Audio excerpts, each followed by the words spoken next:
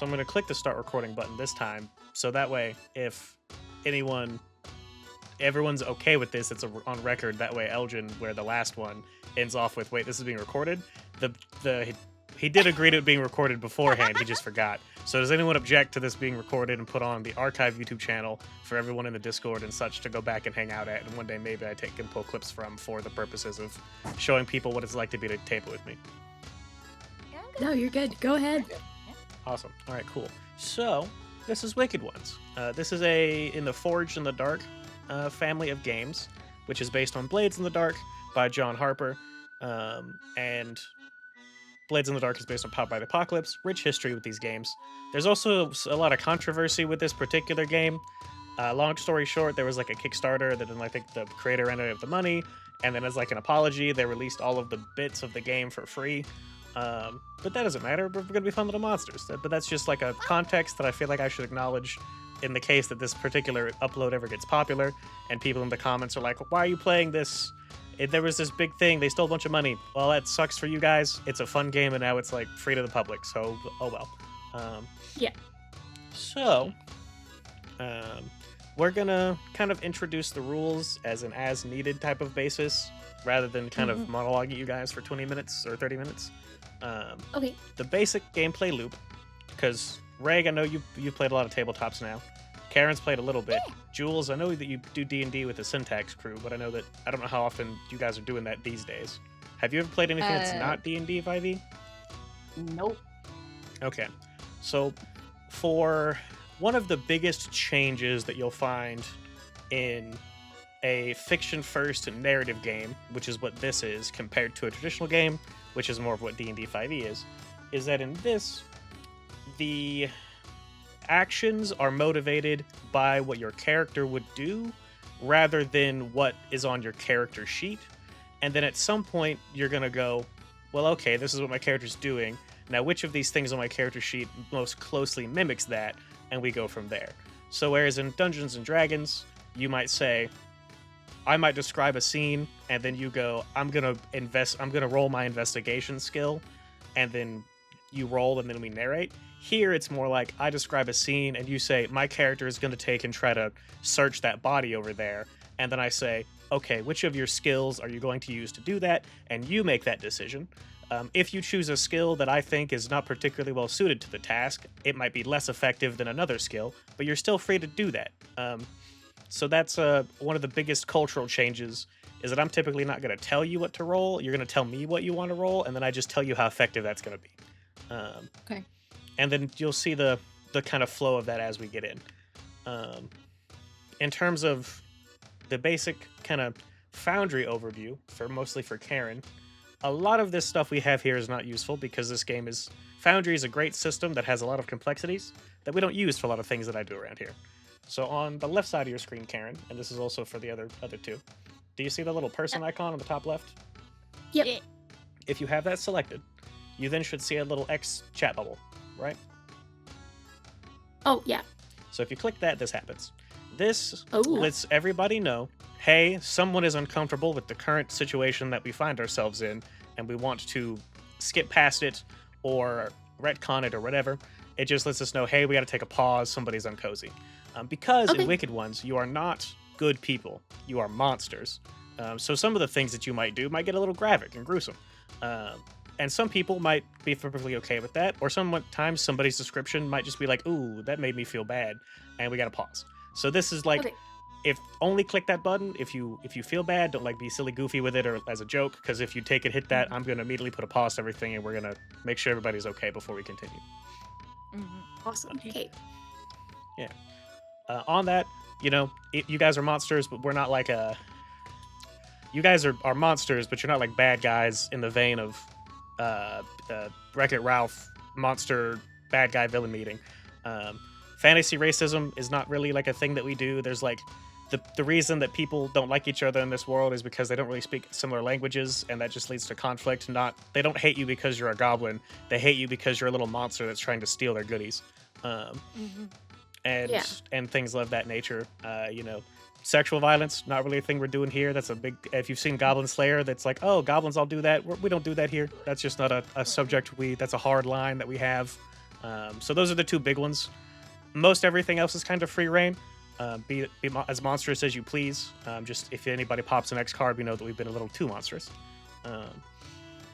That's kind of all of our safety stuff. This particular adventure, I don't have anything planned besides just kind of general gore and violence. But you never know where you guys might want to talk about like taking somebody's eyeballs and plucking them out of their head and then throwing them under the foot of somebody else, which has happened at tables before, to use them as like a marble to trip people up. So All right. I think that's all of my preamble-y stuff out of the way. So now, characters. So, let me go ahead and give you guys all observership of our pregens. Oh, question real quick. Yeah. Bio breaks, because I have tiny bladder. Yeah, so we've got 3 of y'all that are playing. So I imagine we're gonna go for 3-ish hours. But if you really need to go to the bathroom, be like, hey guys, I gotta go piss, girl, and then we'll chill out for a minute. Okay. All right. We'll all cry the whole time you're gone, though. That's true. Yeah, we miss you. I understand. Do you see Come back! 5 little freaks on the top right of your screen to continue our founder of you, Karen? There's the little chat bubble icon. Those are the chat cards. That's like where your dice rolls and go and stuff like that. I found them. Cool. Clarg. Yep. Oh, So, Clark is a for- good name. For what we need today, Karen, the only thing you really need to know is the chat message box, the little person icon tab, and then the little book icon. The book icon has a player kit, which is like a little PDF rules reference for just all of the stuff. There's going to be a lot of things on there that you don't know, but as we introduce them, you'll be like, huh, what is that thing that Rain said? You can pull up the little rules reference to remind Sweet. yourself. Okay. Also, I did send you guys the full PDF if you need that. Yeah, I have that one open too. But this one is just like a quick summation of all of the basics of how the game works. Sweet. All right. So we have our pregens. So we have Asmodeus, who is a demon. Their calling, which is like their class, is they're a zealot. So they believe in a god and they have magic powers from that god. The thing that they do to de-stress themselves is they have a craving for things that are strange or odd. They have a look there as well as their little token. And they have a friend. They've got a demon who oversees a labor camp. That's that one. They're really good at threatening people, doing magic, and tricking people. We have Bodette, who is an orc warlock. Also does magic, but not from a god, from some other weird freaky source. The thing that they do to help de-stress is they worship stuff. They have bright yellow eyeballs, trinkets, and kind of a gaunt face to them, kind of a gaunt look, as you see in the picture. Their friend is Tom, a changeling. They're really good at also doing magic stuff, making weird little trinkets, and tricking people. We have Four, the goblin, who is small, edgy, and sharp. They're a shadow, so they're really good at sneaking around and stabbing people in the back, and they also love gambling. Their friend is a sentient robot, and they're really good at sneaking around and stabbing people and scanning for things. Clarg, he's a bugbear. He's a brute, so he's basically like a barbarian. He loves violence. He's furry, angry, and imposing, and his friend is Taco from TV. He's really good at threatening people and bantering and breaking things. And then we have Wretch, the kobold, a kobold marauder, who loves drinking. They have broad shoulders for a kobold and abs, and their friend is Glandulus, an ooze trader. And they're really good at breaking things and bantering and threatening people.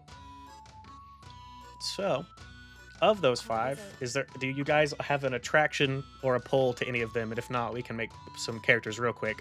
But if there's any of these 5 that strike your fancy, then you can pick one and we can get going. I like Bodette.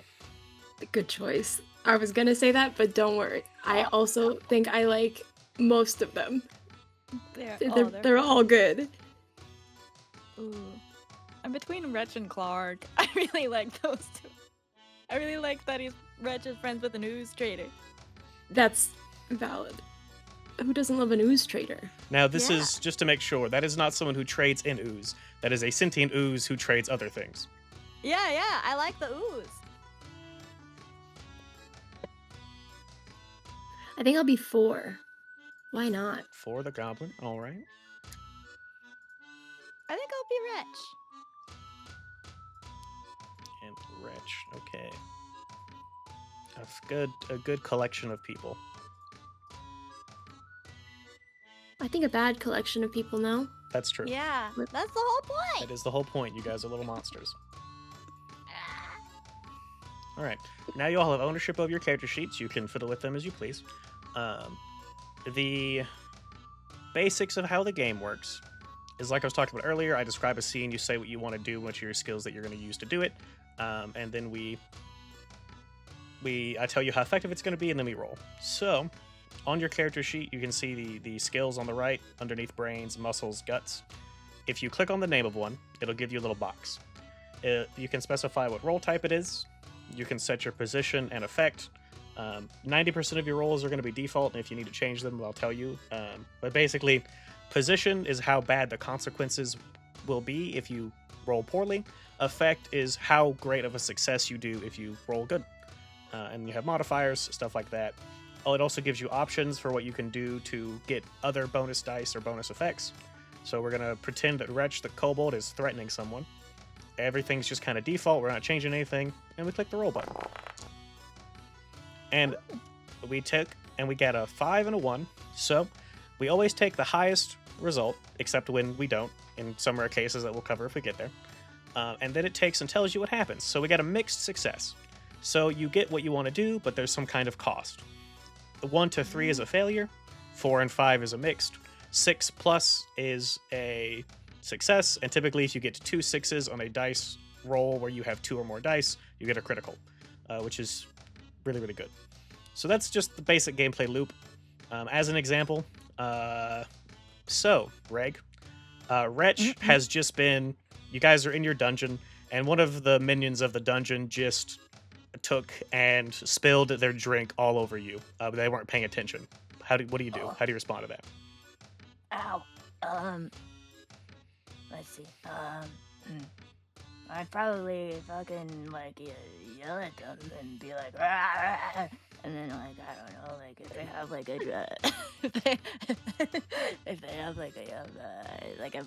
if I have a cup, I'm gonna throw it at them.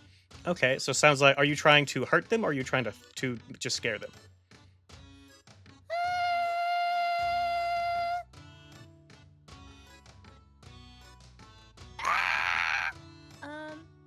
That would scare me if you did that. Yeah, we gotta just, hurt them, yeah. Okay, so which of your skills do you think you're going to use to hurt them? Smash! Yep, so you click on the word smash, it brings you up the dialog box. We're going to say that everything is default. Your position and effect is default, there's no modifiers. So then you click the roll button. Roll. And you got a success. So you get what you're hoping for. So you take and you're hurt this minion. How does Wretch hurt him with the glass in hand? Oh man.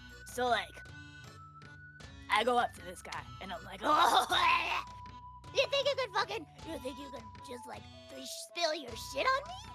That's good drinking shit. I could have drank that. And then I just kind of fucking do a good old bonk on the head. A good old bonk. And he gets a big old welt. Yeah, all right. So you take and bonk him on the head. He falls unconscious, and there's a couple people in the dungeon tavern drinking area cheer and go back to their business. And that's how the game works, guys. So you'll get into the flow of things as we go. If you're still a little confused, don't worry about it. The only other thing I think at this immediate time that matters is your character's abilities. So you should have 2 of them on your character sheet, which you can press C to open quickly. You don't have to click on the thing in the tab. You have abilities that you get to do. Some of them are passive abilities that just let you do something better than others. Some of them have roles. Just read over those. Make sure to keep those in mind, because you'll probably need them for whatever we do today. So get everyone assigned. Let's go ahead. And does anyone have any questions before we take and get ready to start rolling? I think so. Yeah. Alrighty. Looks good. So, Ooh. Ooh. let's see. So, how in other games, typically it might be like, okay, we're at a home base, and then we're gonna take and walk over to wherever we're going, and then we're gonna have like a da da da between there. That is kind of all just skipped over here. We don't really worry about point A to point B. We just show up at point B with things already kind of kicking off. So, the situation that you guys are in, it is tax day for the one of the big cities uh, near where your dungeon is established. So what that basically means is that the tax collector has been going around picking up taxes of coin, food, and other things from all the different villages and villagers in the kingdom. And you guys got tipped off about that it was tax day because you're little monsters. You don't really speak people. You guys, the world's divided into light, dark, and neutral. Light factions don't really speak about the same language that dark factions do, and vice versa. So one of your friends tipped you off to the fact that, hey, let's see, Bodette, yeah, so you're friends with the changeling, Tom. Tom is one of the few exceptions. He does speak the people's language because he's a changeling, so he kind of blends in with the people of the light. He's the one that told you guys, hey, it's tax day. There's a bunch of money on this armored carriage that's going to be making its rounds through the woods here soon. So, all of you guys are you're in the woods, kind of perched up, waiting for this armored wagon to make its way to you. And we're going to take and just see how that starting situation goes. So what I do is I make an engagement roll. The number of dice that I roll is determined on the chances of you guys starting off on equal footing. I think that it's a toss-up. It's an armored wagon with presumably a couple of guards. But you guys are also, it's dark, you're in the woods, so there's a pretty good chance that you guys could come off a good start with this. So let's see. Ooh, okay. You start in a tight spot with Twinsies consequences. already? Oh, Consequences God. being inflicted already. Oh, God. Okay, so let's see. We have a shadow, a marauder, and a warlock. Let's see. So another thing to talk about, each of your characters has a dark impulse, which is basically a thing that's part of what makes you monstrous. And giving into your dark impulse is something that you can do if you want to get dark hearts. Dark hearts basically give you an extra +1 on a roll if you want to spend one. You each start off with one of those and you get more throughout the game. So 4. Your character's dark impulse is that you're reckless. So Yay. what I think happens here is that you guys have scouted out a really good location to take and try to ambush this armored carriage. And 4, despite the fact that you're really sneaky, right? You're the sneakiest individual here. You're also a little reckless. So rather than waiting for the perfect time to strike, you take and see, you get maybe a little bored, right? Maybe a little antsy. And the second that you take and see the carriage, you immediately take and pull out one of your, and you've got your bag of rocks. You take and just you throw some rocks trying to distract somebody, and instead it just plinks right onto the driver of the carriage's metal helmet, and they look right in your direction, and they spot all 3 of you. What are we doing? Oops. Oh, shit. Can I scan perceptively? I have scan perceptively. Can I look and see who else is how many other people are there? Yeah, so that's something that's not going to need a roll. That's just something that you'll be able to see sweet. pretty I can easily. just look around. Yeah. Yeah. So that makes there sense. is the driver who is wearing what appears to be kind of like maybe like squirey armor. It's not full plate. It looks like there's a bit of chain and like some cloth, like a gambit sin. And then next to him appears to be like a town guard type of individual who has slightly better armor, but nothing again to write home about. And then there appears to be 2 guards on horses behind the carriage, and then that's all that you can see for now. So 4 total people, all with pretty standard guard gear. Okay.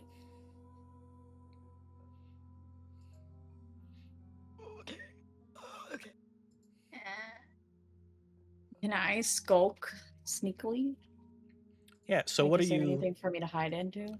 You want to take in? So you guys are on this wooded path. So there's woods that you could try to take and maybe hide in to break line of sight and do something else. Yeah. So you want to try to basically break line of sight and try to get another attack on this later. Yes. Okay. Yeah. So go ahead and click on Skulk. Mhm. And then for this one, your position is dire because they already have seen you. Oh god. But the effect is default. So if you succeed, then you'll manage to probably be able to, break line of sight while they focus on your friends instead. Okay. A mixed. So you get success, but there is some type of consequence. So I think something that's just nice, plain and simple. You take in as you go to skulk off. One of the guards that's behind the carriage takes and pulls out a crossbow, and is going to take and shoot at you with that crossbow. And it's going to take and shock your muscles. So, Ooh. do you see that little checkbox next to muscles?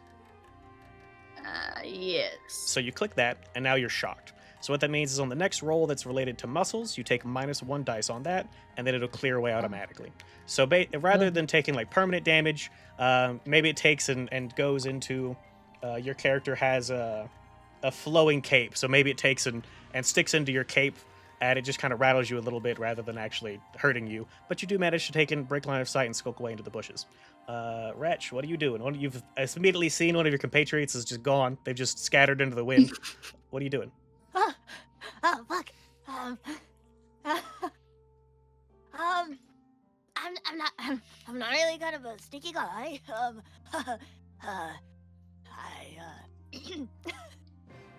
I don't speak the same language as these people, do I? No. You know like a handful of words, like eat, kill, smash, break, stuff like that, but you don't speak the same language. Oh god.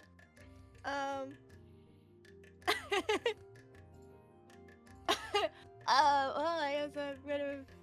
I mean, if I don't have any skill in a thing, can I even roll it? You can roll it. You just roll 2d6 and take the lowest result instead. Ah, I see. But you can also, there's plenty of ways that you can improve your rolls. As you Uh-huh. take, when you click on the thing, you can push yourself. I think, is that a thing here? No. You can have a dark heart, so you have one of those already. You can spend one to get a +1. You could also ask for a dark bargain, which is a guaranteed consequence in exchange for +1 dice. Or I can give you one of those as well if I think of one. Oh. Ooh. I mean,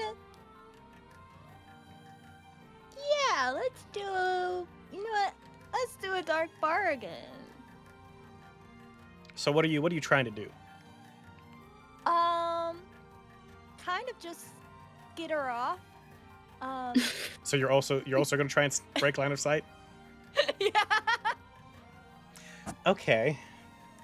You're like, oh fuck. So you take and want to skitter off into the underbrush. What would be a fun dark bargain for that, I wonder? Let's see.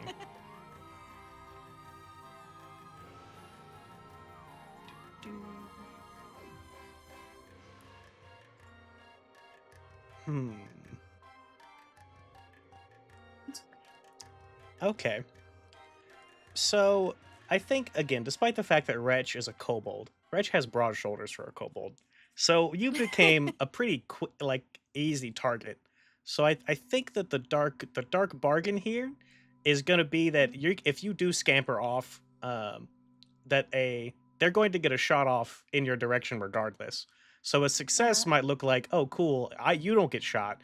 But maybe 4, who's still kind of in the way, Oh, might end up taking that crossbow bolt for you. Oh no. What's a little crossbow bolt among enemies or Yeah. frenemies? Yeah, we're all frenemies here. Okay. Yeah. I am curious. Okay, so with the bulwark ability that I have, when would I use that? So that would be like if one of your other friends, I said, hey, the consequence you've taken is you're going to get shot by a crossbow, you can then say, Uh-huh. no, I'm going to take that. I'm going to resist that for them somehow. Okay. Okay. Yeah. Okay. Well, dark bargain. All right, so another mixed. So guaranteed consequence. Crossbow bolt. So I think that you get away, but Wretch is probably not. Would you say that Wretch is usually not someone that's fairly sneaky? Oh yeah, no. Okay, so Not it at all. probably. I think that it probably stressed you out pretty hard thinking of how to quickly get away. So you're gonna take Yeah. shock to your brains. Oh. So click the little checkbox next to brains. 4. That crossbow bolt that Yeah. was shot in the direction of Wretch. Wretch did a really great job dodging it. Unfortunately, Okay. that does mean that it's coming right for you. Okay. So, what you can do is you can either take that just kind of on the chin, as you were, or you can take and make a resistance roll somehow to avoid it. So, a resistance roll is you name one of your, you take and, in the same way that we do a regular roll, you're going to say what you do, pick which one of your skills you're going to use to resist it, and then how much stress you take for resisting it and what level the consequence is determined by what your roll result is. And stress is that thing in Okay. the middle. Once you max out stress, your character goes a little crazy. Listen, I'm small, edgy, and sharp. What if I try and catch the arrow Catch with the my arrow. finesse skill? Oh, hell Yep, yeah. catch That's it. cool. Oh Alright, yeah, that's awesome. Yep. So go ahead and click on Yep, finesse so- and then change it Okay. to a resistance roll. I Rock think and that roll. your position is dire, but the effect is strong. So if you succeed on this, that would basically mitigate all of the consequences, most likely. Ooh. Okay. Is it just? Do I just roll? Yeah, no modifiers or anything. Okay. All right, so mixed. So you spend 2 stress to partially resist this consequence. So click that little clock in the middle up twice. Okay. Yep. Oh, in the middle. Oh, wait. Oh, sorry. No, I'm clicking on. Oh yeah, no, the middle one on my Yeah. character sheet. Yeah, so Okay. you filled that up twice.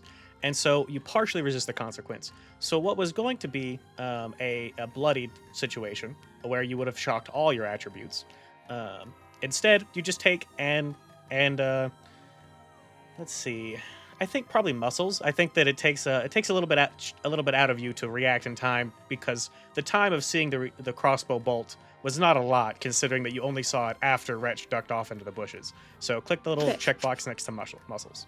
But Gotcha. you catch it. So that's Yes! that's the first little volley. 2 of you are hiding in the bushes, and 4 currently is the only one that the guards can see. So 4, all of their attention is maybe turned on you. What are you gonna do? Oh no. I'm not like great at it, but I could threaten them with this arrow. You know, walk over and be like,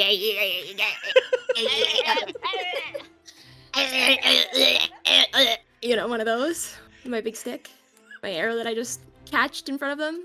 Okay, yeah. So you want to make a bunch of little angry noises and gesture it with this arrow in hopes to get them to not attack you for the time. Yeah. Okay. You know, freak them out a little. Yeah. Catch them off guard. Okay. So threaten. Get scared, guys. I think that's a weak effect. Yeah. Because there are 4 guards and Okay. you are 1 goblin. But Yeah, that's fair. And I'm one guy, yeah. but I did just catch that cool arrow. Yeah. So that's weak. Well, it went from 0 effect to weak effect. I don't think that 1 goblin would scare 4 town guards, but 1 goblin that was really cool at catching an arrow, that's a little scary. Yeah. Yeah. A little bit scary. Okay, so action roll weak. Is that Yep. Action roll weak and then When you I roll roll? it. it? Yay! All right, another mixed.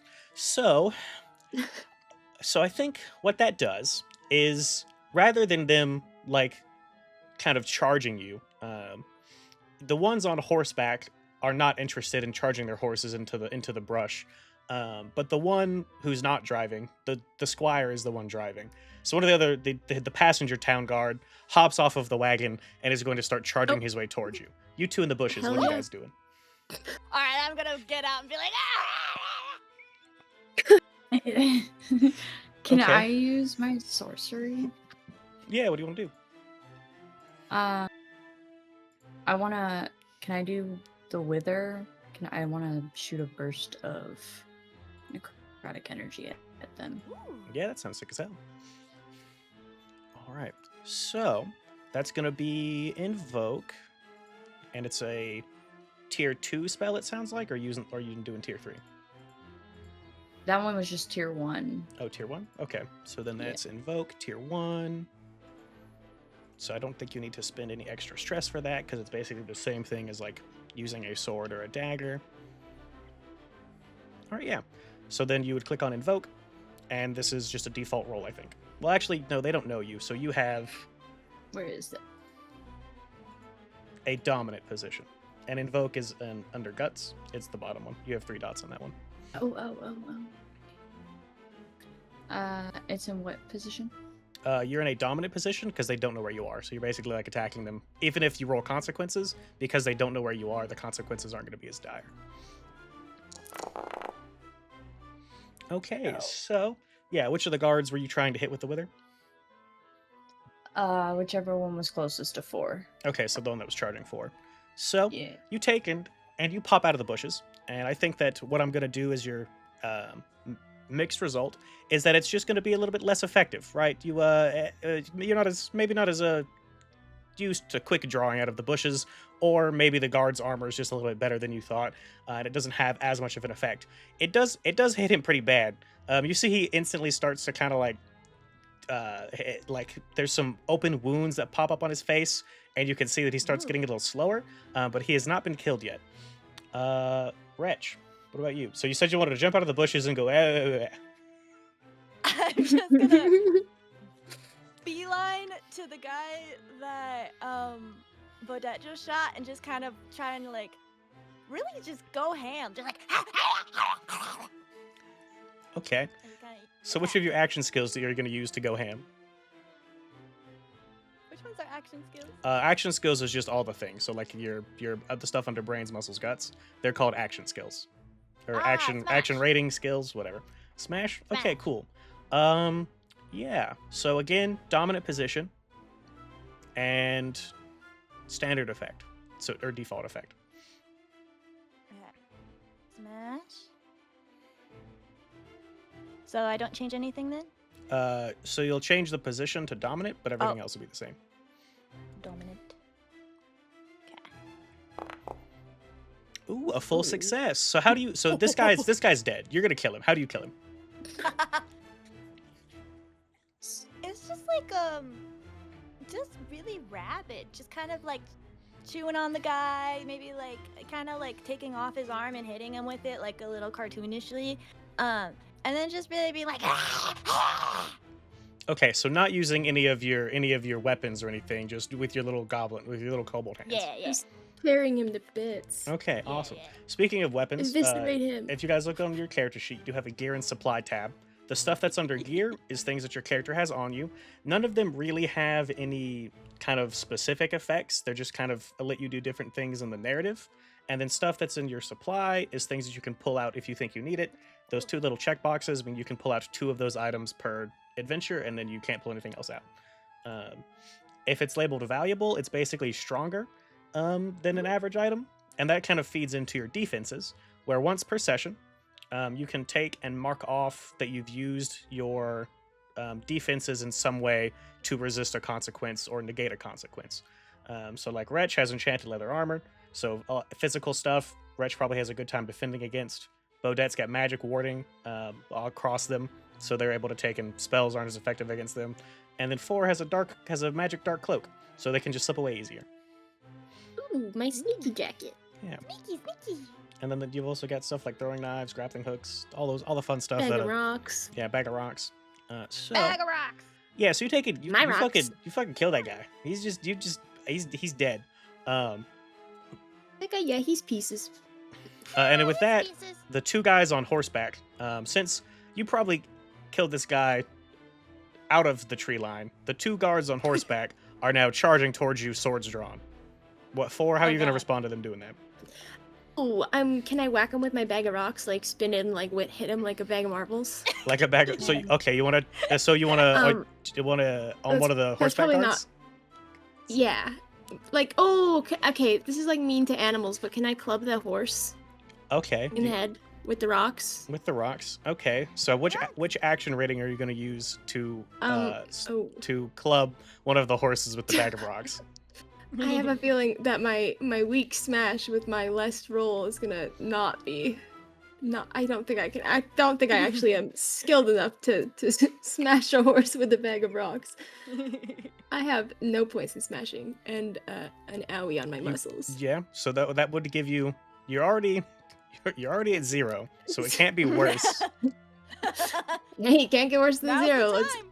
I've gotta whack this horse with my rocks. So can I use my smash skill for that then? Yeah. So let's see. Smashing a horse with a bag of rocks. I think that is Sorry, horse. dire, Oh, sorry, Horsey. but the effect is whatever the strong. So a dire Strong? position, but a strong effect.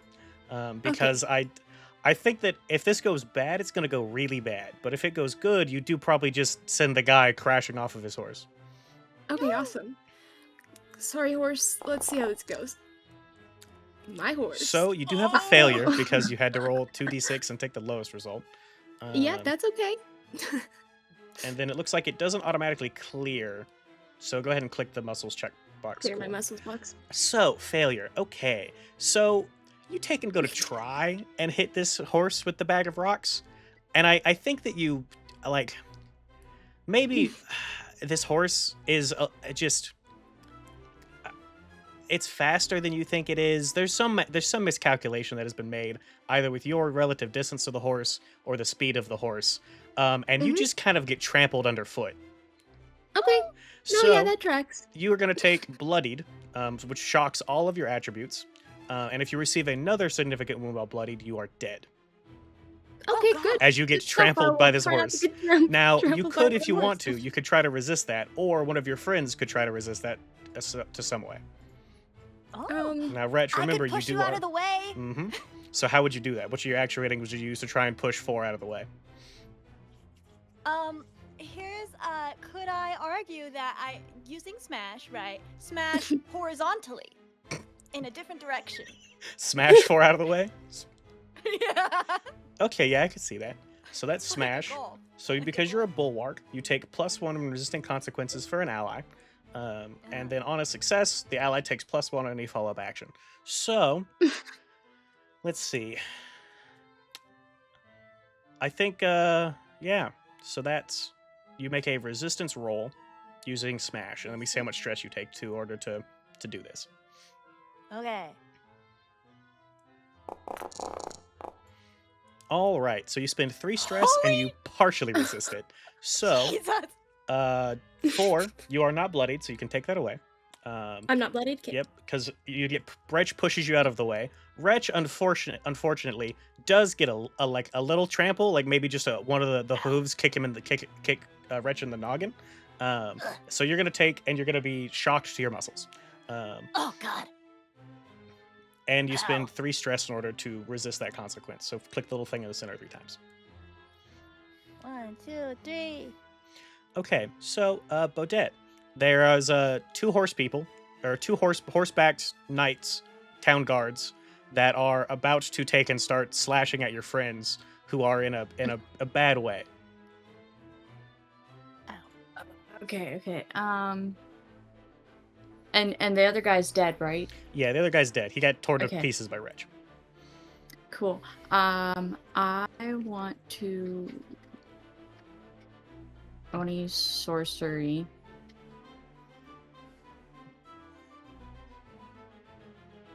And I want to use a tier 2 raise skeletons Oh, Ooh. and raise his skeleton. okay. So To you want to fight back. resurrect him to fight his friends? Hell yeah, that's cool as hell. Okay, Big monster. so let's see. And this is. Let's see, tier 2 spells. And then I may have to pop out to take my dog out because he is freaking out. But I'm just gonna let him out and come back. Okay, tier 2 spells. I also need to go piss, girl. Piss girl. So you're gonna take -1 on this die result. And then you need to spend stress, which I'm forgetting how much stress you have to spend. Let's Let's see.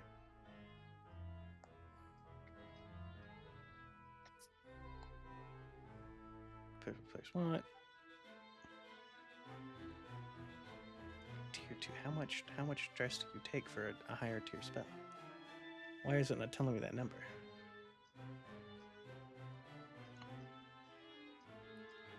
I'm gonna. Is it Doesn't tell 2? me either. Yeah, it's on a ritual magic. No, it's not. I just want to know how much stress you take for casting a high level spell.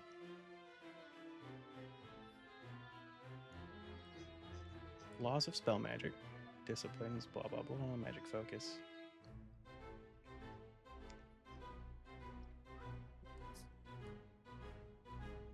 So it says they cost stress. Do I just determine how much stress it costs? I'm gonna say it just costs 1 stress. It's part of your discipline, and it's just 1 dude. So I'm just gonna make that decision that it costs 1 stress. Okay. So yeah, go ahead and roll invoke, because that's the one that you use for your magic, and then give yourself a -1 modifier because it's a tier 2 spell. Okay. A full success. So yeah, you take, and this guy who was just killed, his flesh kind of slops off of him as his skeleton escapes from its fleshy prison, grabs his sword, and somehow all the flesh just kind of fell out through the cracks in the armor. So he's still wearing his armor, and he's got his sword and stuff. He's just now a skeleton for you to command. What are you gonna have him do? I'm gonna have him smash one of the horse riders. Okay, so you'll go ahead, and I think what makes the most sense is, since you're magically commanding him, you'll go ahead and just use your invoke skill again, and have him do an attack that way, and then default everything, and we'll see how that goes. Mixed. Okay, so I think he takes and gets, I think, just lesser effect. So the skeleton's still getting used to the lack of muscles and flesh and tendons. So he doesn't exactly hit them as hard as he wants to. And so one of the horse riders is not knocked off of his horse, but is kind of cut up a little bit. And then you can, we'll take a bio break and dog break. Okay. Okay.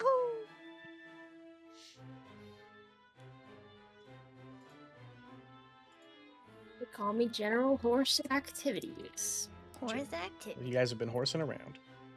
You you- know me. I'm gonna horse around. Don't forget the bathroom break. I already did it. Oh, good job. I snuck away. The sneakster. And you're not even the sneaky one. Yeah, I'm not. Never see me pissing. Never see me pissing. All right. Well, if no one else has to go to the bathroom, then we'll take and resume, I suppose, since Jules has done their thing. So yeah, 4, you were pushed out of the way by your wonderful friend Wretch, who then took a horse hoof to the head. What are you doing? Yeah. Ow. And then also your other friend Bodette raised a skeleton to start attacking them. So now there's like a skeleton in the mix. Ugh. Okay. Can I use a finesse? Can I like stab this guy? Can I like get him in the knee with my? I have twin daggers.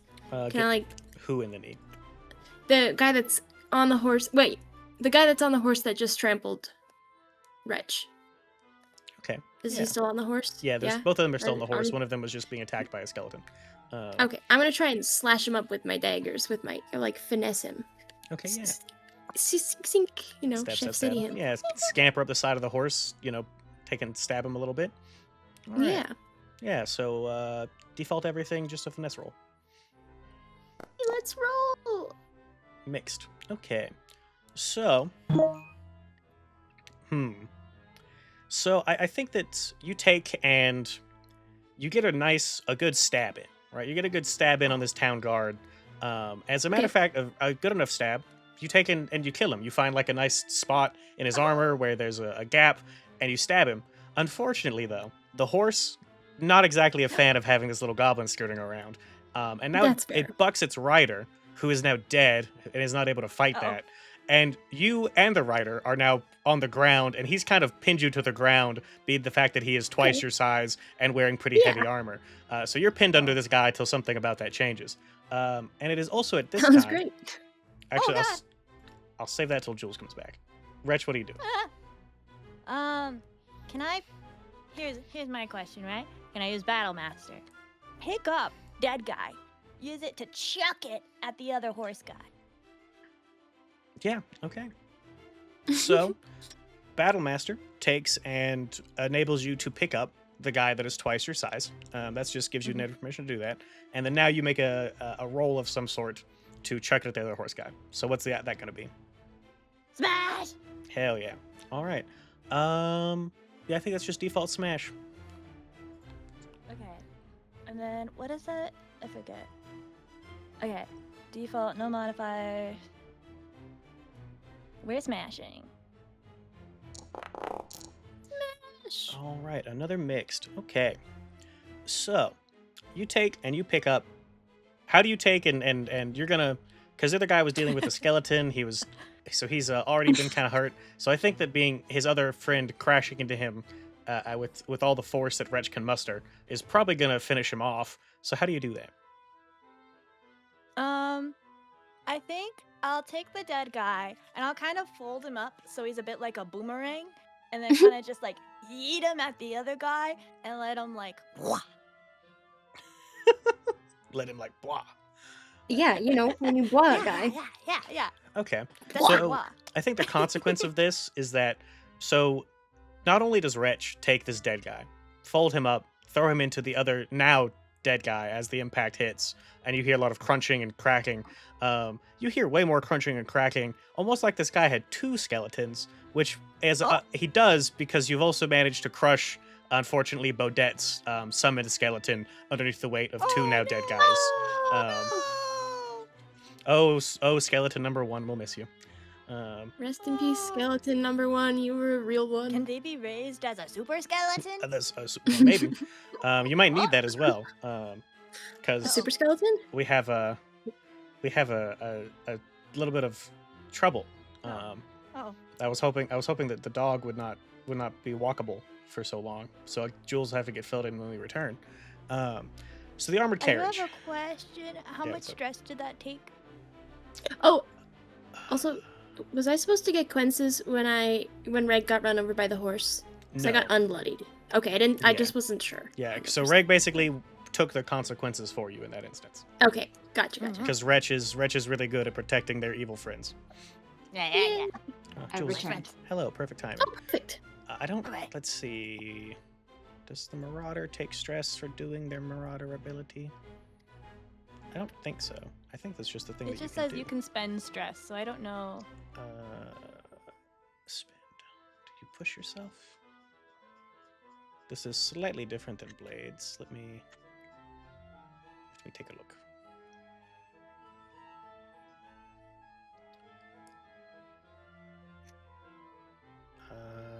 Action roll. Spinning stress allows you spin stress. It doesn't.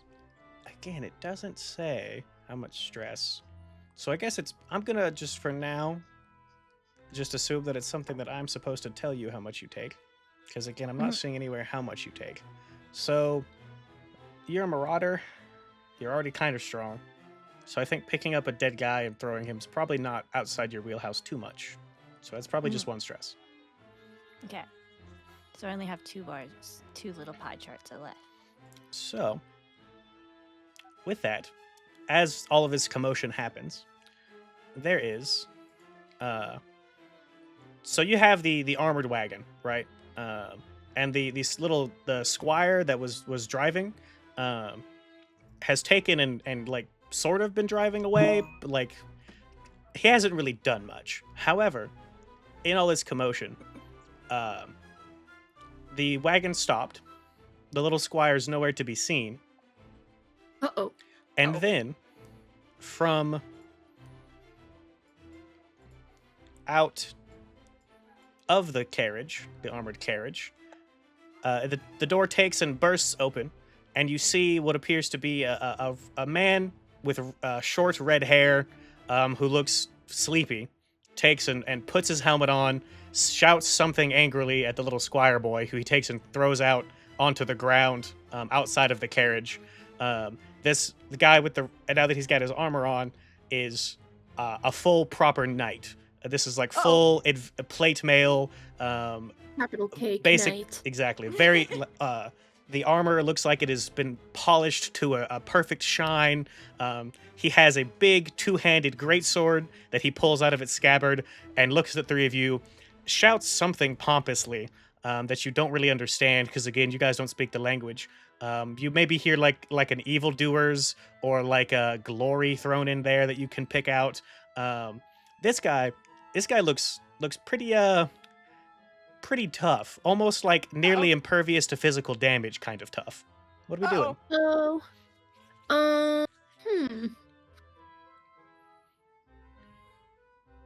Mr. Impervious. Mr. Impervious. I mean, And then also with all him I popping can out, really our song changes. ooh, uh-oh. Capital K Knight music now. Uh-oh. Capital K Night music, yeah. So yeah, he's. I can make what are we him- doing? I can yell at him and threaten him. I guess that's all I can really do. So something else that's cool about this game. What basically him being nearly impervious to physical damage means is that any attacks to physically harm him have 0 effect. However, God. you can take, and if you look at the roll options, you can go hard, where you can get plus effect for minus position. So you could take a 0 effect roll, turn it to a weak effect roll at the cost of putting yourself in a worse position for consequences. So keep that in mind. Even him being nearly impervious to physical damage just means that any physical attacks have 0 effect, but there are ways in the game to increase your effect from 0 to weak and higher. You can assist each other. You can take and like I said, you can get better effect for a worse position, stuff like that. You might have an ability that lets you get a better position or more effect. Can I like sneak onto him and like try and pull the armor so that there's gaps for other people to hit? So that sounds like probably an assist, where you take and are assisting somebody else. So what that basically means is you don't need to roll. You're just going to take and set yourself up for consequences. I believe that's how that works in this system. Yeah, so you'll give somebody else plus effect, but you also suffer any consequences. So you're taking and skittering up him to basically try to pull open a gap in his armor. Who's going to follow up on that?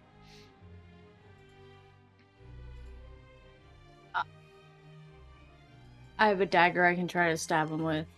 Hell yeah. All right, cool. So which of your skills are you going to use to do that? Ooh. I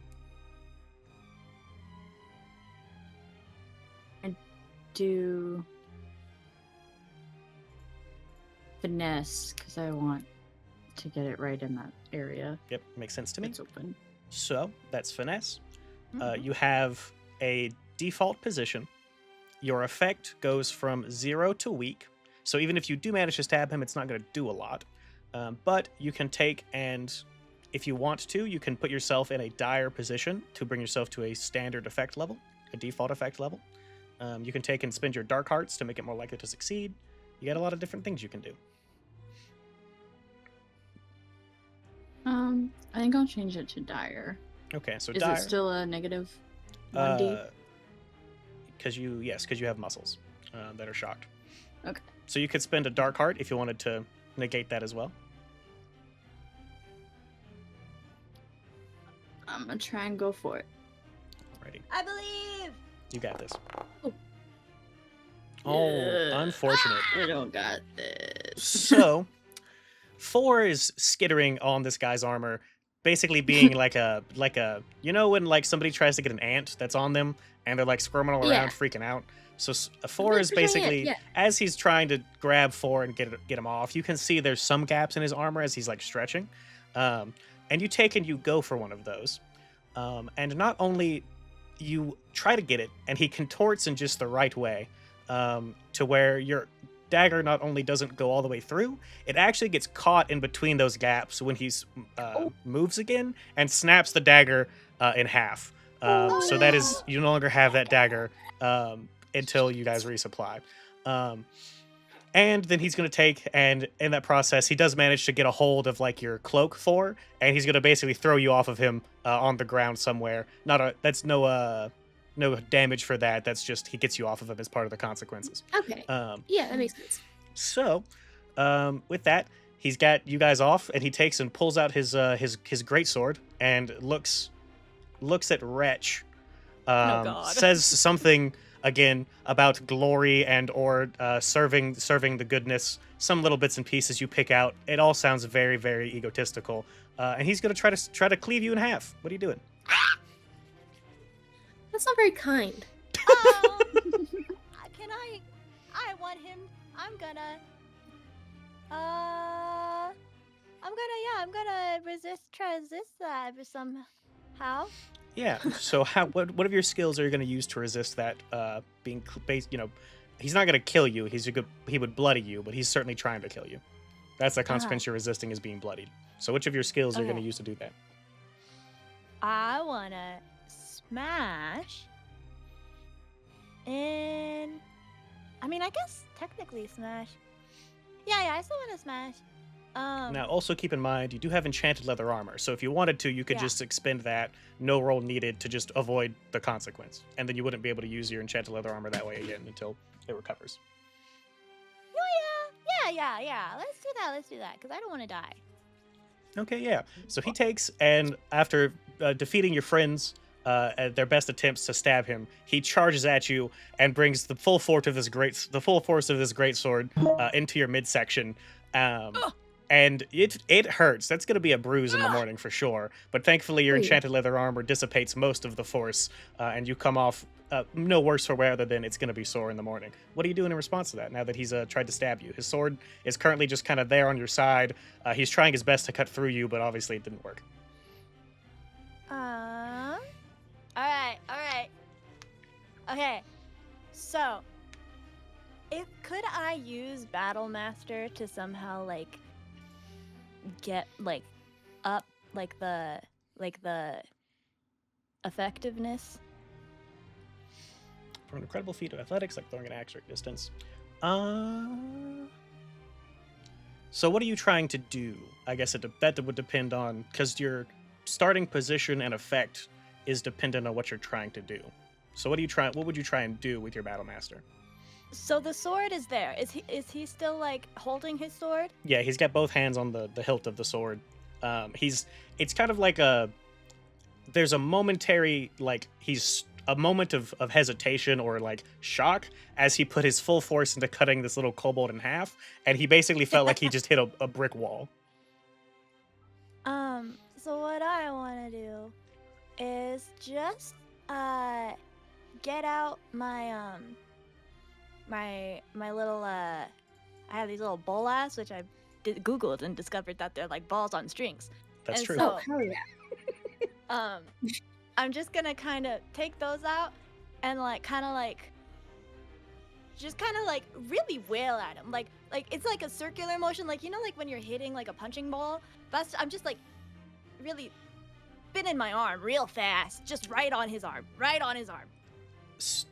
So you're, rather than using the bolus for their intended purpose, which is typically to tie something up, you want to basically use it like some weird little nunchucks?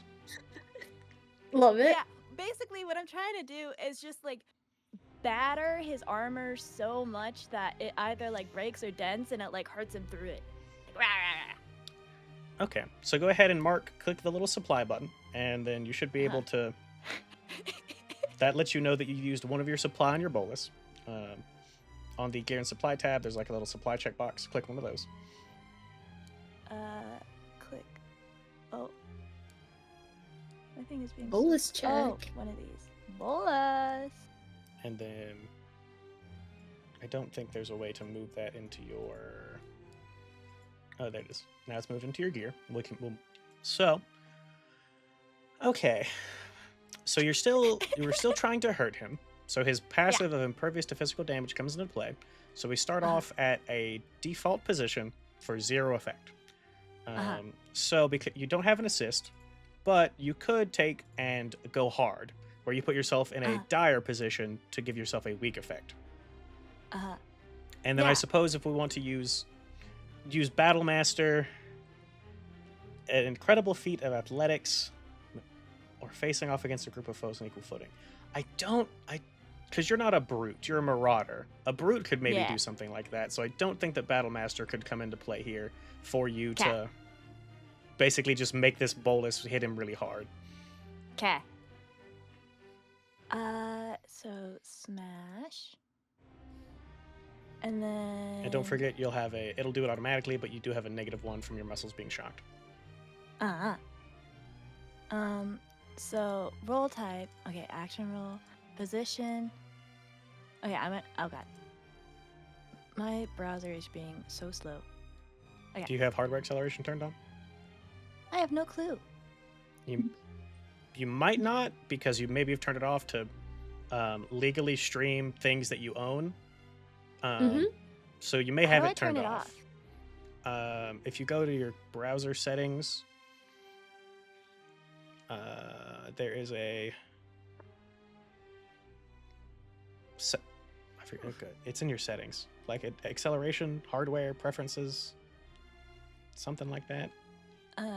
X. Because if hardware acceleration's turned off, you're basically your computer's not using your graphics card to help make your browser run faster. So you may have that turned off, which is why it's running slow. Firefox.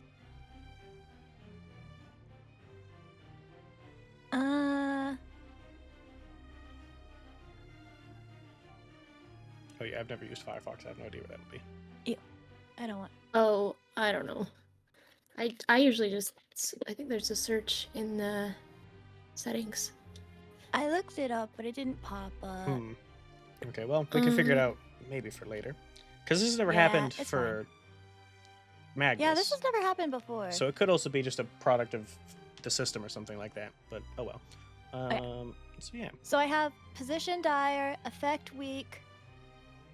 That it. Correct. Yeah. Wow. Ooh. Ooh. So Oh, on the oh, bright oh. side, your muscles no longer shocked. So Right. let's see. Things go as poorly as they could have in that situation. You fail to do it and suffer a consequence. Huh. No. So you take and My just balls. start my balls. So you start wailing on this guy, and he like. You take it, you put your whole heart into it. You're like, oh yeah, this is doing so great. This is awesome. And then you look at him, and he's just laughing.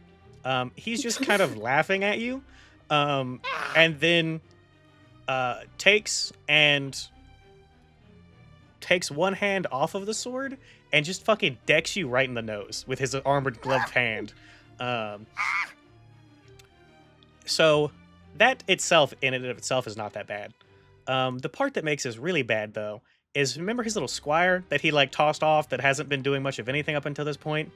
You take and as you get decked in the nose and kind of stagger backwards, you then feel a nice cold blade in your back as the squire's little short sword has now stabbed you. Unless you would like to Fucking try and resist squires. that, or anybody else would like to maybe try to help protect Wretch from that somehow.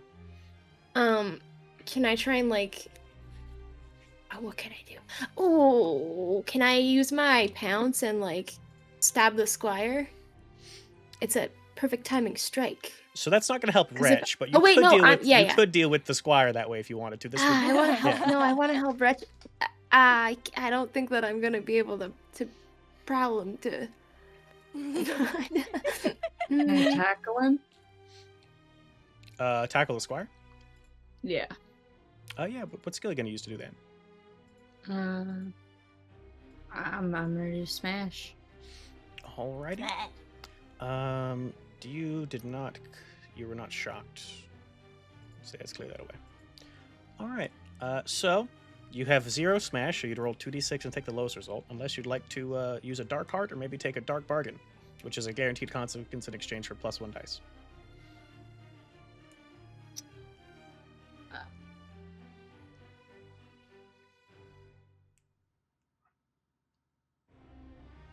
I'll use a dark heart. Alrighty. So then I don't think there's a way to automatically do it. So just click on the dark heart so it's empty, and then give yourself a +1 modifier in the little roll screen.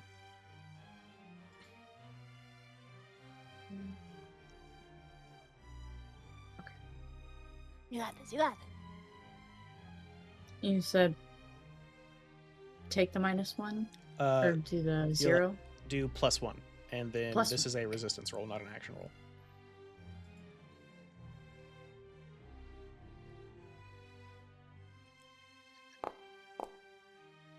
All right, yeah. So you All right, spend that's nice. 2 stress, Bed pollen. and I think that in this case, this isn't you taking the consequence. So I think Wretch is still going to take it, but you're going to take 2 stress to reduce it from bloodied to just another shock to the muscles. As Wretch is just kind of, it doesn't. The kid's not that strong, so I just got the back. you did, yeah. So you're shocked again to the muscles, but you're not bloodied, right? You're not in a super bad way. That's right. Good job, Bodette. Thank you, 4. What are we doing? So there's the squire just stabbed your friend. The Yeah, knight now is I'd still like to looks stab the pretty squire. I'd like imposing. to. Also, I one want- thing as well. So Oh. the caravan, right? The thing that you guys are here for, the riches. The door is open. The night guy just Oh. kind of left the front door to this thing open. Ooh. He's not thinking about protecting this. He just wants you guys gone. So I Yeah. mean, that is also I an could option. scamper in there. You could scamper in there, get some goodies, and then you could all try to run away. Is there a horse That- attached to it still? There is still 2 horses attached to the caravan. Yeah. Are there people on it? No. Ooh. Guys. Do you want me to finesse my way onto a horse, perhaps? I think that could be Could I use my prowler and spend stress to perform an incredible feat of agility, jumping on the horse and stealing the horse cart? Okay. So Ooh, that. Ooh. Prowler, I think, is what could enable you to get up there, just like at the blink of an eye, and then you would Yeah. have to roll one of your skills to control Okay. the horse. Um, Also, now keep in can I use mind, finesse for that, or do I? if you go maybe ahead. if your friends aren't on the carriage, your friends are now going to have to run after the carriage in order to catch up. So also keep that in mind. If you do start, like these horses, your friends are going to have to catch up. Yeah, yeah. Just as some potential sources of consequences should you not get a full success. Yeah, if I'm not good at riding, if I'm not good at controlling horse. What if I purposely crash the cart into the night, or like try to, Oh, interesting. Okay, that's a like thought. like hitting him with a car? Like if a cop got out of their car and then you got into the cop car and you ran him over, okay, driving yeah. in my carriage and ruining my marriage. Okay, I think that's. I think that in that case, if that's what we're doing, I think we'll just 2 stress for Prowler to basically set all that up, and then now it's Okay. just a case of what action are you using to drive the carriage into the night. Finesse. Okay, Precisely. Take aim, maneuver, or use tools. Does horse count as tool? I think that's it's stretching the definition of a tool just a little bit, but I think it's the best one we've got. Yeah. Okay. Okay. So he's nearly impervious to physical damage, but I think that being hit by the cart is less about damaging him and more just getting him out of the way while maybe you steal things. Yeah. So I think that you've got standard position, standard effect. Okay. Action roll? Yeah. For finesse. Okay. A mixed. Okay, so what does that look like in this situation? Let's see. Do-do-do. Where are my adventurers? Where are my adventurers? Hold on. I've eaten them. There it is. Crunch. They're in Okay. Karen's stomach. I scrumped them. Yep, that's right. Yeah, that's right. Okay, so I think what he's going to do is he's going to use one of his moves, a defensive move, where he's going to take an attempt to basically nullify your success. Okay. So, what is my boy's tier? He's a tier 1 knight, so he gets to roll 1d6 and we see what happens. He gets a failure, so he resists nothing. So he takes Yay. and as you driving my carriage, ruining my marriage, you take and crash into him, Okay. and I think that it sends him off into the tree line. So you guys have maybe a couple rounds before he makes his way back.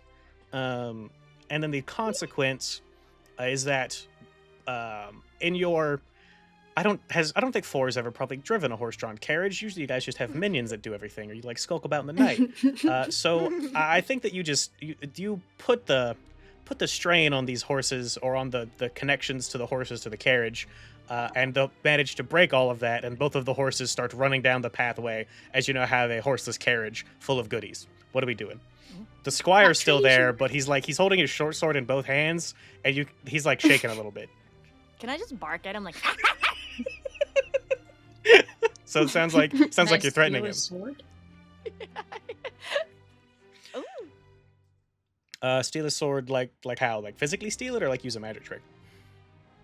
I like physically steal it. Okay. I have a I don't know if it means anything or if I need it for something. But I have a human skull in my supply that I could like toss at him and then like grab the Freaking sword. out a bit. Yeah, Okay. freak him out a little bit. I think what makes the most sense here then is Wretch. I think Wretch is probably the scarier one here. So I think Wretch is probably rolling, and then you're giving Wretch an assist by being just a little freak behind Wretch with your human skulls and things like that. So Wretch, how are you? It sounds like you're threatening him to me. Yeah. Okay. All right. So threaten. Ow, ow, ow. This is a strong effect thanks to Bodette's help. Anything else that you'd like to do to add on to this roll? Nah. Okay. All right. Go ahead and roll it. All right. A mixed. Okay. So, what does that look like? I think what makes the most sense is because it sounds like we wanted his sword, maybe. So I think that he's going to run away with the sword, and he's running off in the direction of the knight. So you can reasonably assume that he's going to be able to help the knight come back to his senses faster than he would otherwise. So you guys maybe have like 1 or 2 actions to get as much goodies out of here as you want, and then you could run away, or you could maybe prep for the knight to come back. Who knows? I think I should just go start pocketing shit. Yeah. Yeah, Let's get fuck things. it. yoinking time. Yoinking time. Okay, do we Yoinking have any interest time. in trying to fight the knight when he comes back, or are we just going to take shit and then scatter off into the night? Take shit and scatter. Yeah, I I kinda feel wanna like that's scatter. more wise. Yeah, Yeah. scattering. Okay. All right, so in that case, I think that's that. You guys take and loot the tax caravan as quickly as you can, stuffing your grubby little pockets full of bits and bobs, and you take and run off back to your dungeon. So that's that part done. The actual going out and raiding the factions of the light. So now, the next thing that we have is the dungeon part. For you guys run dungeons. So tell me, are you able to see a map with your little dungeon eyeballs, little monster eyeballs? You see like a sauna and a spike pit and stuff like that. Oh yeah. Okay, so Ooh. this is y'all's dungeon. The Time house. lair. The House of Mirrors. It is an enclave dungeon type, situated in kind of a cliff face. Your dungeon entrance is a door surrounded by blinking arcane lights. Its structure is smooth, sometimes reflective stones. There are little wisps that blink on and off in a variety of colors. That kind of is how your dungeon is lit up. The atmosphere, it smells like burnt corn and boiled meat with a slight hint Good of as hell. sweetness to Fuck it. yeah. Yummy. And y'all's hoard is just lots of weird little trinkets and collectibles rather than money at this current venture, which is maybe why you needed money, because not everybody's going to take this one-of-a-kind legendary collectible doll that you definitely is a real thing that you have. It's Hatsune Miku. Exactly. And you guys have imps, which are like your little minions. Your imps are manic and troublesome. Is that their names or is that their behaviors? That's their behaviors. There's a bunch of them. Okay. Yeah. I was like, is that their names are manic and troublesome? There's we pro- switch between them. Yeah, This is exactly. Manic 34. This is Manic 34. This is Troublesome 77. So, this is the part where congrats, you've taken and you've accomplished your evil goals and come back to your dungeon with stuff in hand. So, now we have Blowback. Raid in the overworld is bound to draw some attention. Before your dungeon appeared, the region was in relative balance, but the added pressure from your attacks start to throw things into chaos. Your incursions will catch up to you sooner or later. So, I roll 1, 2, or 3 dice depending on how well you stuck to the plan, and we see what happens. So, 1 dice is you guys went completely off the rails, 2 dice is things went a little awry, or 3 dice is it went perfectly. So, what do you guys think? Do you guys think that this went off the rails, went a little awry, or went perfectly? I think it only went slightly awry. Yeah, Went I'm a all little right. awry. I think I boo boo badly. Too bad. Yeah, no one died. That's true. Well, I mean, It's- 3 people died. Well, that's Yeah, not yeah, our yeah. problem. We killed. Not my Yeah. problem. None of Not you my guys died. problem. None Yeah. of us Yeah. died. That's So we're- the point. We're up and kicking. Yeah. All right. Yeah.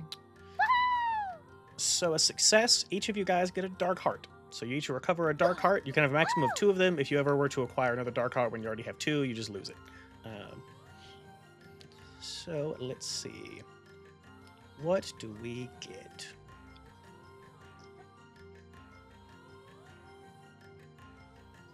So there's no blowbacks, so that's good. And then our next thing is lurking. From the relative safety of your dungeon, behind your traps and creatures, you bide your time and build up your defenses and stuff like that. This one's a little too excited. I think I like this better. So, you guys take and recover, count your loot, do downtime stuff like that. So, counting loot. Roll dice equal to the amount of loot hauled in from your last raid. So, how much loot did we get? Let's see. How prosperous was tax season? So we start off at 0 dice. Add +1 for a target belonging to a faction at least equal to the dungeon tier. Your guys' dungeon tier is very low, so this is definitely the fact that there was a full knight guarding that carriage definitely makes it that it was at least equal, if not greater. +1 tier for each. For +1 for each tier the target faction is above. I think, being that it was the biggest town, then this game goes on tiers 1 through 4. I think that's probably at least. It's probably tier 4. So that brings us up to 4 dice. You didn't take out an adventurer, and I don't think you guys necessarily got a good source of loot. You just got them a regular source of loot because you didn't go out of your way to acquire it. That was just the main thing there. So that is a 4 loot total. 4 loot. For So? loot. For a friend 4. 4 loot, like me. 4. Like 4. Like 4 4. loot for, Like for four. the. All right. So, you guys are going to each roll 4d6s. On the left side of your screen, do you have a little dice roll button? Mm, oh yes. All right. So this is on the little drop down. Click loot roll, and you're going to roll 4 dice. 4d. Each of you. My loot. 40. Whoa, loot attack. Whoa, 10,000 Loot dice. attack. All right. So, 4 mixed. You gain 1 gold, or you can spend it on a revelry instead. If you spend it on a revelry, you gain a dark heart.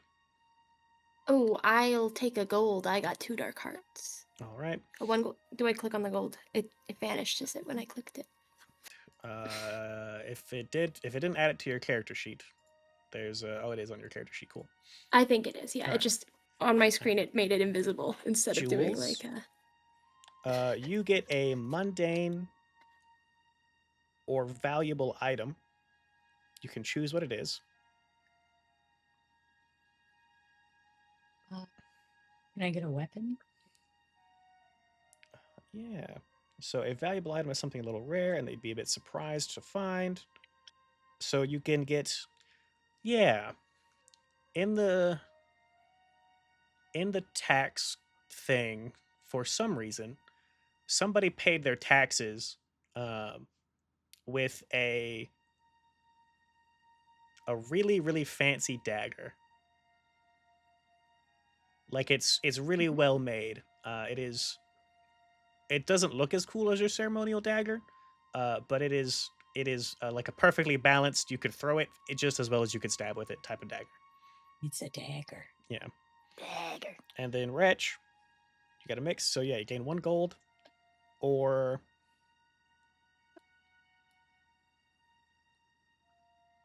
spend it on a revelry.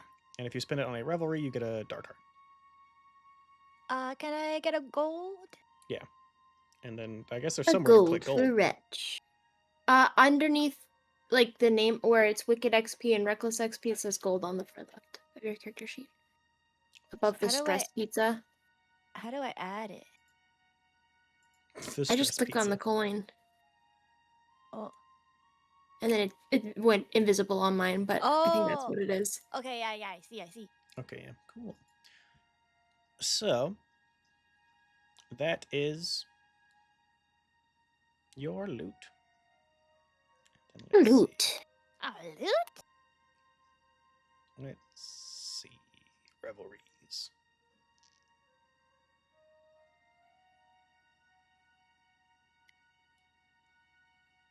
Okay, yeah, we're not doing revelries. We all get art gold. Downtime. So after the revelry calms down, you have some time to spend building up your dungeon, preparing for your next raid, or working on something devilish of your own devising. These are called downtime projects. You can do little things like build traps, craft potions, work on rituals, or break your prisoner's spirit. You guys didn't get any prisoners, so can't do that one. You guys each take 1 downtime action. The downtime actions start on page 239 of the PDF. Okay. And then there is a bunch of stuff for project tiers and stuff like that. Okay, tier 1, 2, 3. So you guys could make a potion or some kind of concoction. You could add a lock, room, trap, or trick to the dungeon. You could contact a vile friend, faction, or other NPC to do something or other. Or you could like make a new thing. You could do a ritual. You could recruit a pack of minions or attract a creature. Build a trap. I can build traps. Can I add like more dungeon defense? Yeah. What's a fun booby trap? We have already a spike pit. Can we do like one of those swinging axes with a lever? A swinging axe with a lever. Okay, yeah. Let's see. You know what I'm talking about? Yeah. Okay, dungeon features. Let's see, traps. Oh, my squeaky chair is really pissing me off. Every time I move, it goes. You need to knock it off, chair. I'm gonna lose my mind. Okay, so I don't think you guys can hear it, but I can hear it. So we're gonna add Yeah, a new no, that's tier okay, 1 okay. trap that is a swinging axes, and the trigger mechanism is like somebody has to flip the switch. Yeah. Okay, where in the dungeon do you want to put that? Maybe before the sauna, so they can't get into our sauna. Okay, yeah, that Our makes sense. sauna. That's our awesome sauna. Yeah, Okay. we gotta protect our sauna. So we'll take and just do a little freehand drawing for now. Put that there. Beautiful. And then text lever axe trap. Yay! this We love is my lever axe everything- trap. Everything is tier 1 in this dungeon. I think. Fill lines none. All right. Yay! Lever axe trap, everybody! We did it. So it is. Go ahead and roll. You're gonna roll something to see whether you have to pay for that or not. Let's Okay. see. What do we roll?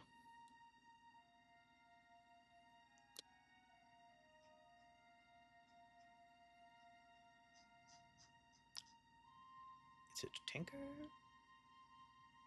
How do we do this? Tinker would make sense. An action roll that It's- represents your effort and then briefly narrate the results of the roll. Okay, yeah. Even though I've got no tinker skill, I do think it would be tinker. Yeah, that makes sense. It's Alright, fiddling with devices or mechanisms or concoctions. that is true. Concoction. Should I tinker roll it then? Yeah, go ahead and tinker. Action roll? Yes. Go, tinker. My tinker. Hmm. Oh, well. Okay. no tinker. So, Guys, our- my axe trap sucks. your axe trap. Sadly, you haven't finished it. Something about That's okay. like you pull the lever and somehow it's the wrong direction. It's cutting up the ceiling. So you gotta work on Yeah. that again. Can't go up there, axe trap. Come back down, buddy. Yeah. Greg, Okay. Jules, any ideas of what you want to do with your one downtime? I want to make a concoction. Ooh, what you want to make? Ooh. I want to make a blister maker. It causes blisters to erupt on skin with contact. Ooh. Okay, But yeah, it's Yuck. extremely foul smelling. disgusting. Is Like it a tier stinky 1, 2, blisters. or 3 concoction? Uh, Does it say? So I know some of those. it doesn't say. Wait, what page is it on? 122. Oh, it's tier 1. I'm sorry. Okay, cool. So yeah, I see that's it. It was literally tier right on 1, the and you side. don't take a negative on the roll. So how are you gonna make that concoction? Which of your actions are you gonna? Which are your skills? I'm gonna tinker. All right, cool. Go ahead and roll tinker then. Everything default. Yeah, technically it's a dominant position, but ooh, okay. No. So yeah. So you Oh. take and you're tinkering away, and it just kind of like goes poof in your face. Luckily it's you manage. It's like a minor thing, so it doesn't hurt, but it's really embarrassing until it wears off. That you're just kind of like you get these weird little bumps all over your face, like you're allergic to something, and maybe one of the imps, like you hear the imps giggling as you walk past. No, devastating. There's nothing devastating than an imp Ugh. giggling at you. No. Reg, what about you? Can I try and where was it? Attract a creature? Yeah. So I don't. For the purposes of a full game, you guys would need an empty room for that to go in. But for the one shot, it doesn't matter. So yeah. Go ahead and Yay. let's see. How are you gonna attract a creature? I think I want to banter. I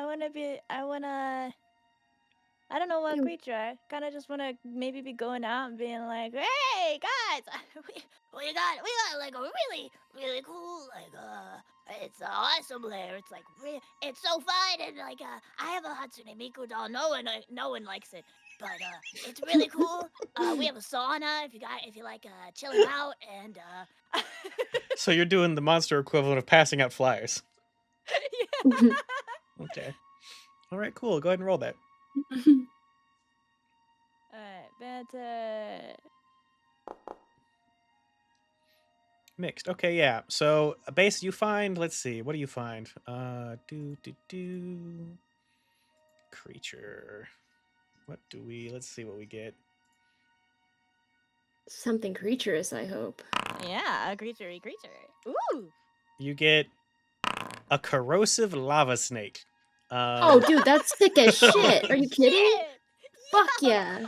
And let's see, what is it? So the corrosive lava snake, it doesn't speak, right? Like but it does the universal gesture of taking and like it takes and coils in such a way that it like is tapping its tail on its tongue as like a hey, I need to be paid for this. What is a corrosive lava snake going to do with gold? Who knows? But it wants gold to come hang out in your dungeon. Purchase things? all right, yeah. Here you go. Participate in the economy? Okay, where do you want the snake to hang out at in the dungeon map? Where do we want our snake, guys? The entrance. Oh, the Dude. entrance to your dungeon. I didn't say that. It's up. Let me draw that. I forgot to put that on the thing when I made this earlier. The entrance is up here. These two horizontal lines in the top right corner represent the door. Okay. Gotcha. And y'all's throne room is where your characters are sitting. That's like Ah. this right here is a set of stairs. This little zigzag. And so adventurers, when they raid your dungeon, you guys just hang out there and let your minions deal with it and your traps deal with it, unless they make it to your throne room, and then you guys throw down. Okay. Ah. That tracks. Yeah. So where do you want the snake to go?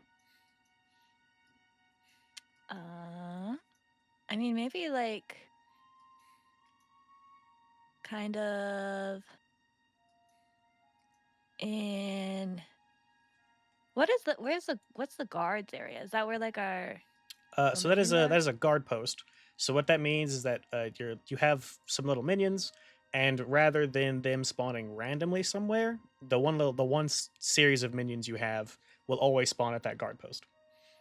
Mm-hmm. Because whenever a raid happens, you don't really plan those, so it's like, oh, your minions were in the sauna, so they have to walk all the way across your dungeon to go try to slow the adventurers down. But since you have a guard post, there's always going to be some minions at the guard post when a raid happens. Mm-hmm. In a full I game, could you guys just- would make a dungeon yourself. We'd come together Uh-huh. and doodle it. But it took me forever to make it when I was doing it on my own, and that was Mhm. still pretty fast. So I was decided for the one shot that we would not go through and do that part. Yeah. We could put like, is the illusion a spike pit just like it looks like a spike pit, but it's not? No, it looks like it's regular floor, and then it's under it is a spike pit. Oh, okay. Way cooler. Way cooler. My illusion? Yeah, it's got a spike pit under it. Yeah, it's got a spike pit. We could put him like in front of. I'm thinking either over in front of Hall of Mirrors, or in this little cutesy little room, or like right in front of us. Yeah, that's true. I mean, the adventurers could solve your puzzle lock and think, oh, cool, that's the last thing we have to do, and then corrosive lava snake. Corrosive lava Dude, snake. Imagine getting through a puzzle lock and then you run into the corrosive lava snake. Imagine Bro, getting I'd be so chased. pissed. Imagine getting chased through a hall of mirrors with a corrosive lava snake, though. That could be pretty frightening. That'd be really fun. Corrosive If lava I- snake would not give a shit about the mirrors. Dude, corrosive lava snake anywhere is so cool. Yeah. Do you have any thoughts, Jules? Where? I like Sure. it being hidden Mhm. after getting through like the spikes. True. So we could. They either go here. They go through the spikes. We have a work in progress axe trap. Yeah. It's a work in progress. We could do. It's like a final boss situation, and we piss them off. Be like, hey, corrosive lava snake. The corrosive lava snake is the mini boss, and they get to you guys. Yeah. That's awesome. Okay, cool. We'll I put like that there. idea. All right, we'll stick the corrosive lava snake here.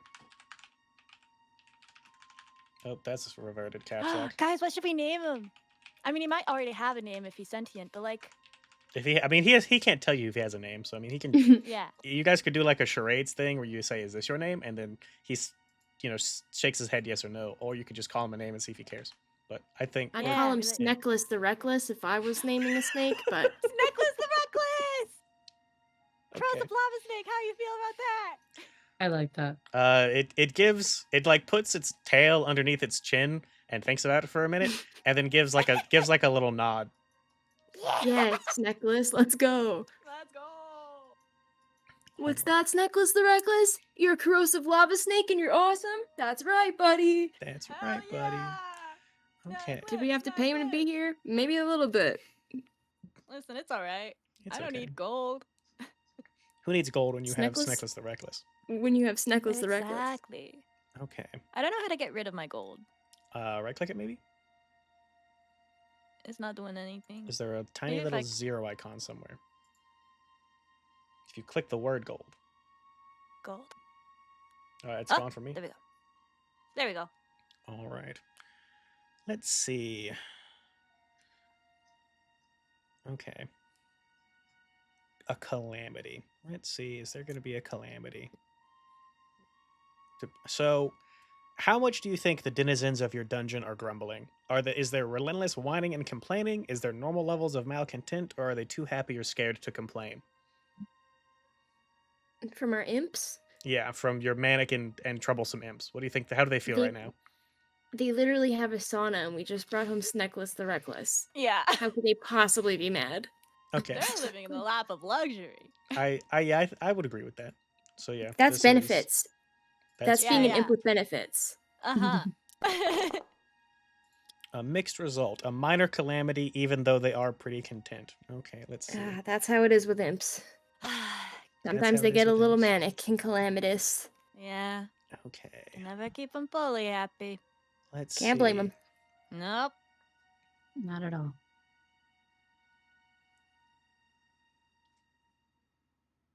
Okay. So, I think under normal circumstances, I would roll randomly to determine if this was like a full game. I would kind of roll randomly to determine what happened. But I think what I'm going to do instead is that Mr. Pompous Night Guy, um, he was tasked with protecting that tax money. And so what probably happens Yeah. is he takes and him and his squire gets him back up. They can go back to the horseless carriage that has now been robbed of a good chunk of its riches. And then he gets back to the town and talks about these great and powerful, insanely strong monsters that took That's and, us. and he took and bested him in honorable combat. And that he requires aid from other adventurers in the guild to come deal with. And unfortunately for him, he's a little bit of the knight who cried monster, and nobody takes him that seriously. So you guys, because it is a minor calamity, rather than there being a bunch of adventurers, you're going to be raided by the pompous knight, his scared squire, and then probably the the drunken adventurer who's willing to do whatever, just for hoping to pay for the money for his next meal or his next drink. Um, Oh yeah. so, Hell yeah. Me and my twink squire. Sorry. Me and my twin so with that, we now go into the part of the game where you guys defend your dungeon. So each of you gets to pick and have control over something. So if the adventurers come across it, you're the one that does the dice rolling and the narration. So, who wants to take and control the illusion spike pit? If nobody else does, I would. I don't mind. I do love a good spike pit. Hell yeah, take the pit. Take the piss. Me and my pit. All We're right. taking the pit. Who wants to narrate what happens in the Hall of Mirrors? Did that one. Okay.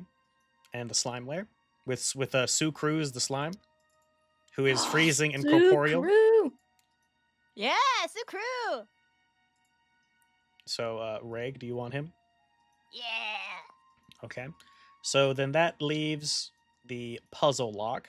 Who wants a second thing that they narrate? No one else wants to. I could. Okay. And then I forgot because he's a new addition, the corrosive lava snake. Who wants to narrate what he does? Oh shit. Who wants to narrate Sneckless the Reckless? Jules, if you don't want it, I'll do it. I'll let you do it. You're good. All right, I'm gonna Sneckless. Necklace the reckless. Sneckless the Reckless, we love you. Okay. So now that we have assigned who is controlling what, doo-doo-doo. Let's take and go to our dungeon defense. So, when invaders enter your dungeon, they're usually adventurers. Each adventurer has hearts that represent their willingness or ability to push forward. Dungeon defenses roll damage these hearts, wearing away at the resolve or health of the invaders. So, let's see. We have this minor invasion. Remember, you guys don't leave. Your one minion pack is starting off in the guard post. And who are your minions? Is it the imps? So technically, in like a full game, the imps are basically just like little worker drones that don't really fight things. But for the purposes of the one shot, if you want your imps to also be your one pack of minions, you can. Or you can have other minions that are like just other little goons that you have. Oh, we could have more goons. We could Yeah, have a we little, could do more little goons. gaggle of goons. Yeah. Okay, let's see. Do I have a random generator for minions? Um, I I Hmm.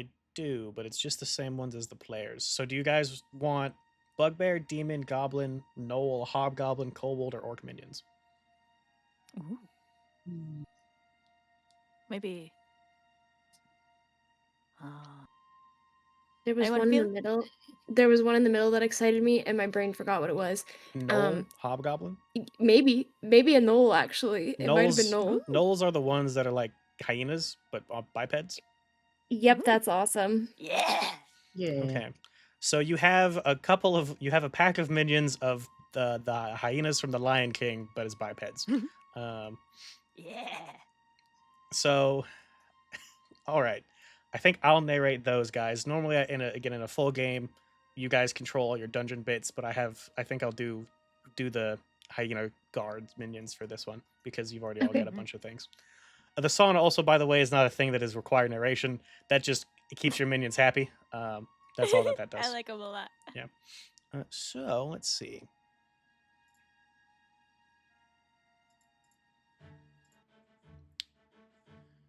Let me grab a token for our adventuring party here.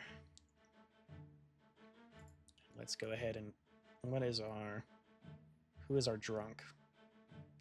A monk. We'll do a drunken monk. He's tier 0. Drunk monk. Ooh, drunken monk. All right. Drunken.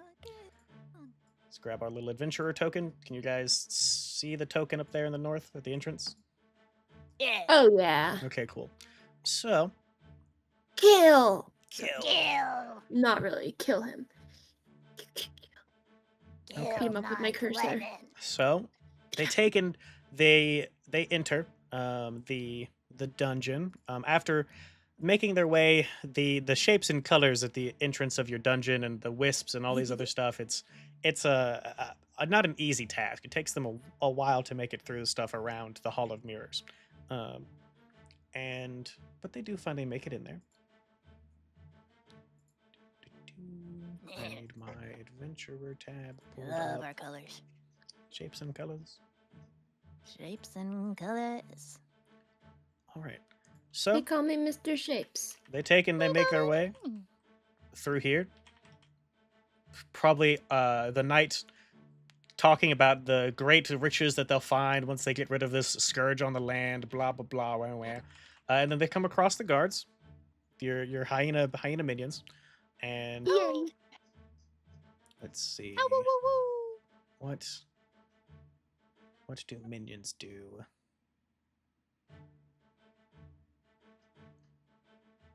I need one more tab because that would exactly how a minion acts is slipping my noggin. I think they just kind of crash against the adventurers and hope to do some damage.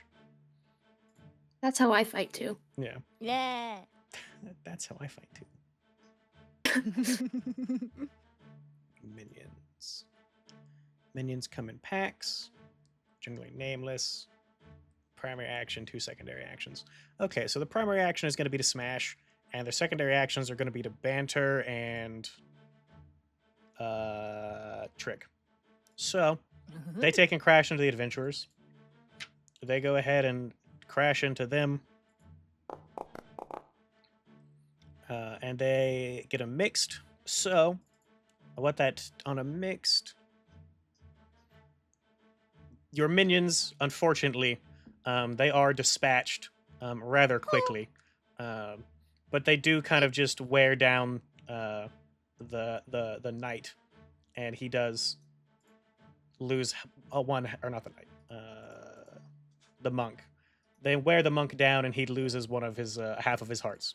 They basically, each heart has 2 ticks. Ooh. So when you take and you get like if you do really well, you take and you reduce more ticks, basically. But your guards are cut down. So they've reached to a split. Which direction do you guys want the adventurers to go? Do you want them to go towards the spike pit or the Hall of Mirrors?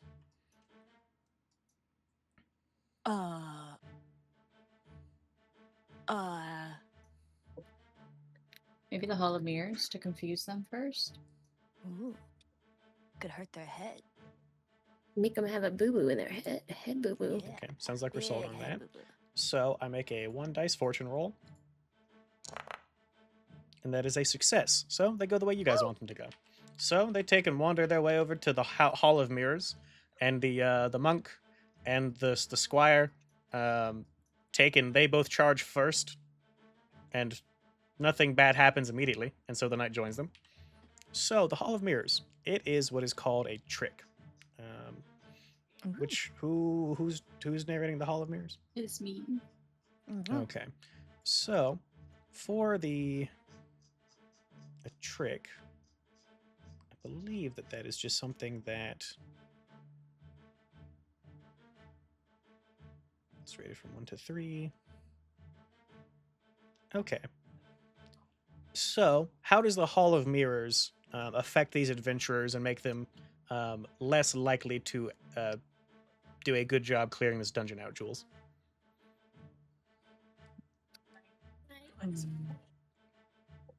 Good. Sorry, my mom just walked through with no pants on.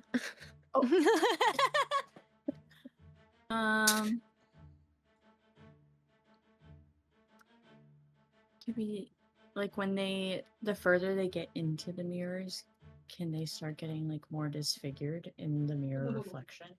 Ooh. Yeah, okay. That's scary. So how does that negatively impact them? Does it just leave them kind of mentally shaken for the rest of the adventure, or is there some kind of physical effect as well? I almost think like a mental effect where like they start to question if they're like if something's happening to them Okay, yeah. from them being down here. Cool. So that as they make their way through, their reflections get weirder and weirder, showing these awful things in their reflections, and it leaves them all kind of mentally unsteady for their next challenge.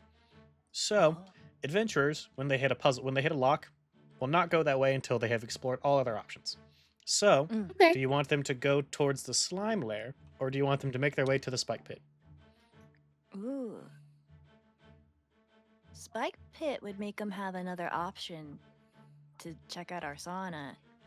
True, they could go see our sauna. Let's spike pit him. The knight basically he like starts playing with the puzzles. We don't know what the puzzles look like yet. Karen will tell us that when we get there. But he starts trying to solve the puzzle, quickly gets frustrated and decrees surely this is the wrong direction, and then they go somewhere else. So you want him to go towards the spike pit? Yep, let's spike pit him. All right. Yeah. That is a failure. So they're Fuck. going to go to the slime lair instead. God damn it. So Reg, The Slimers. they've made it to Slimers. they've made it to Sucruz, your freezing incorporeal slime minion creature thing.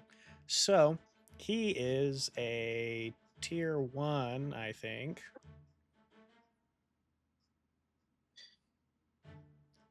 Oh, I don't. Why is the creature section of the book next to everything else in the dungeon book? They like to hide the creatures. They do. They gotta make you look for it. Creatures are rated Oh, you from wanted tier to see 1 to them? tier 4, representing how deadly they are. So yeah, this is a tier 1 slime. So roll 1d6 Reg, and then we'll see what happens. Okay. And this is a creature roll from the drop-down menu. Creature. 1D. Roll.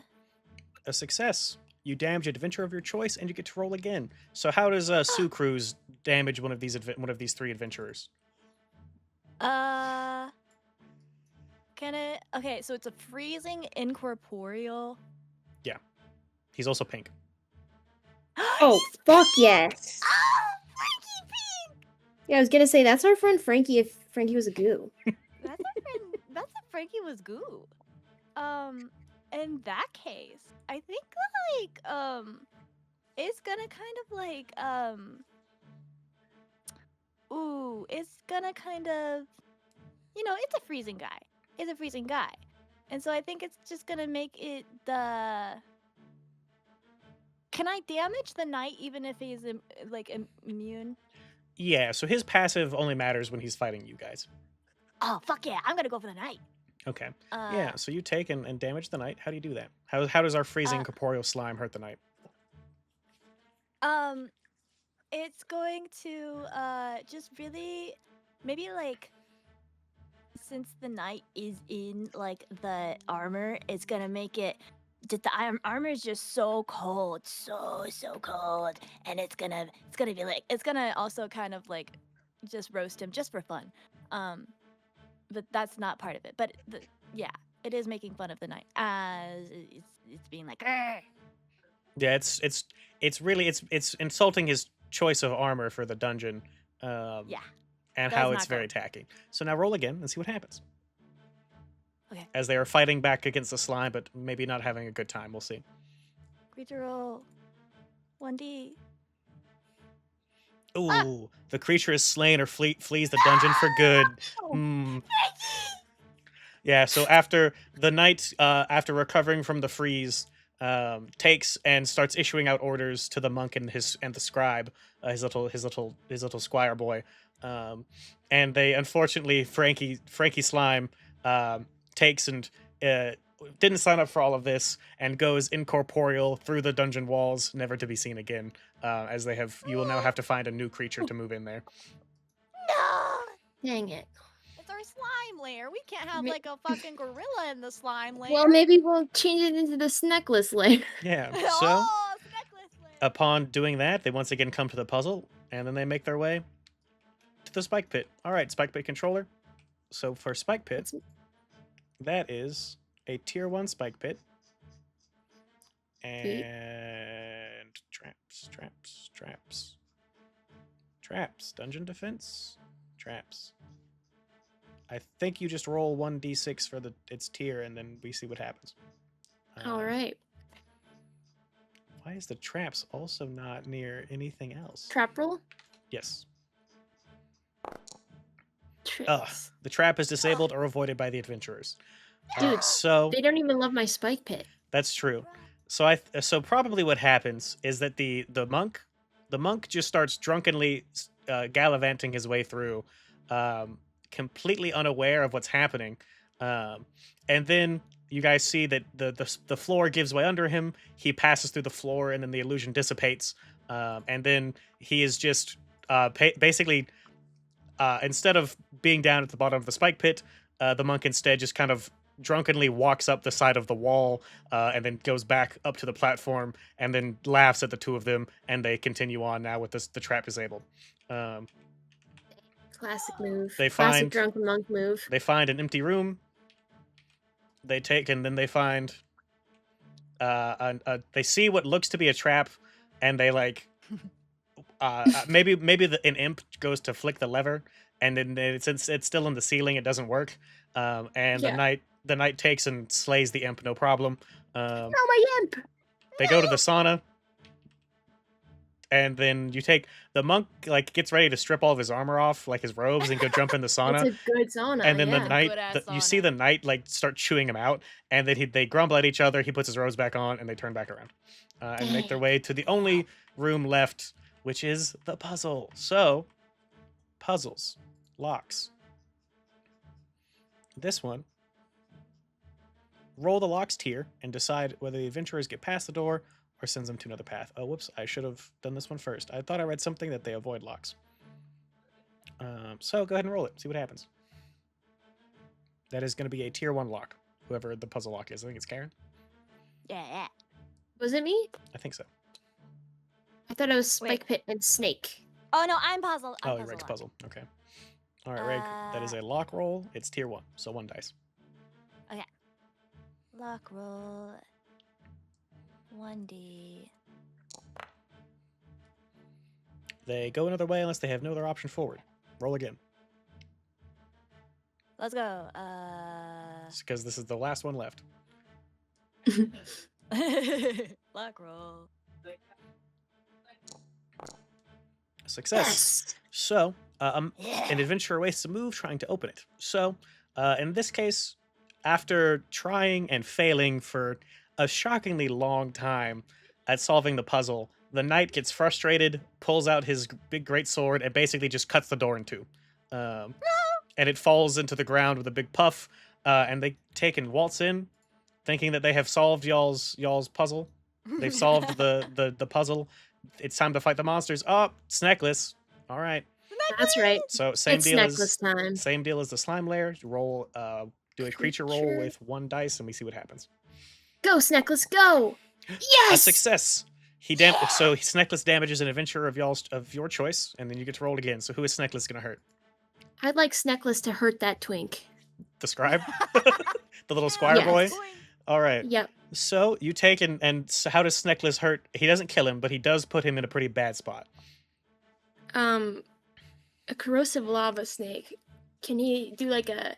Can he spit lava with his snaky tongue? Ooh, get him a Yes. little burned up. Yeah, that's sick. Sizzle him. Yeah, burns Sizzle him on burns- corrosive style. him corrosive style. You take and see Roasted. like a bunch of his probably a good chunk of his armor melts off, and then before he gets everything taken off, and now he's kind of in just his regular like shirt, pants, Oh, maybe a no, little he's bit of declothed. yeah. The twink is naked. Oh no! What a shame! All right, roll again. See what he does. See if with the far Oh. if Sneckless takes and finishes off an adventure, or if Sneckless. Sneckless is bested. Sneckless, Come on, Sneckless. Sneckless. Go! Oh, No, Sneckless! Ah! so it's tragic. It takes him, and while the Sneckless is celebrating, defeating the stripping the twink, the monk takes and comes over and does like a cool kind of you see his fist kind of like glow for a second, and then the snake is stunned, and then the knight just comes over and cleaves Sneckless's head off, and Sneckless has been slain, sadly. No. And with that, the adventurers have made it through your dungeon, and they come down into the sanctum, and it's fight time. So, what are you guys doing? You take and see the same Pombitz knight from before. He points his actually no, I think we'll do a new mechanic that hasn't been introduced. So he takes and points at you guys. There's not 5 of you, these are just the other pregens. Let me get rid of them. And your actual position in this does not matter. This was just so that way you could see the dungeon. He takes and points at Wretch.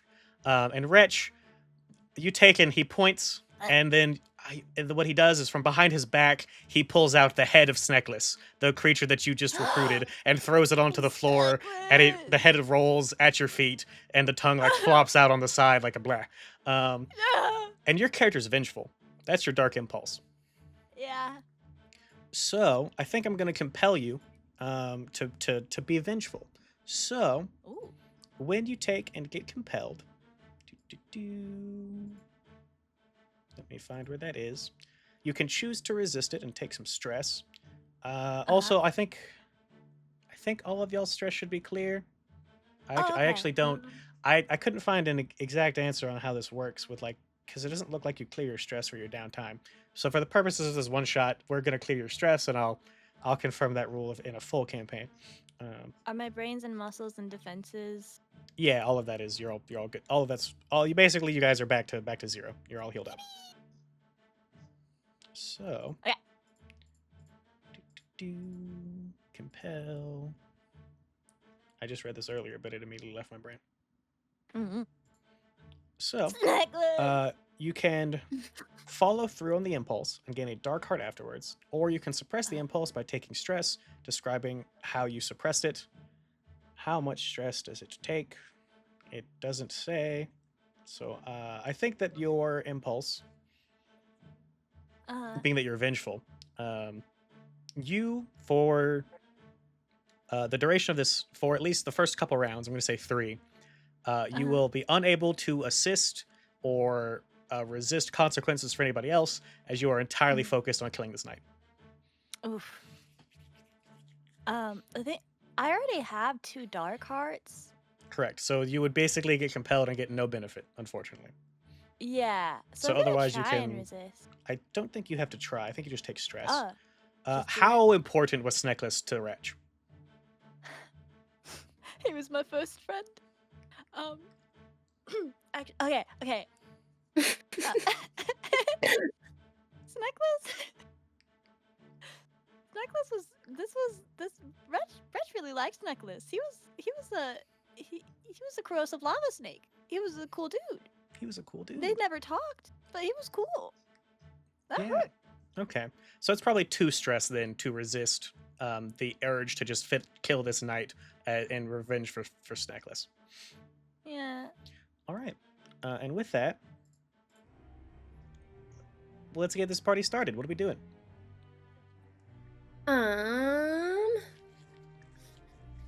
I would like to stab the squire. Oh, the poor twink. Kill the I'd like twink.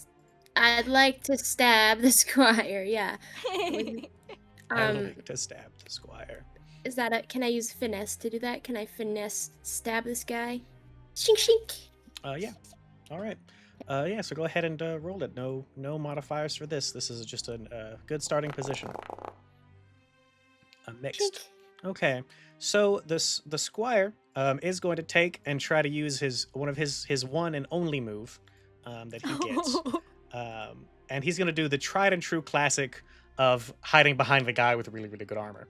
So he is That's a fair move. he is I believe, I don't think the squire has a tier. I think he's tier 0.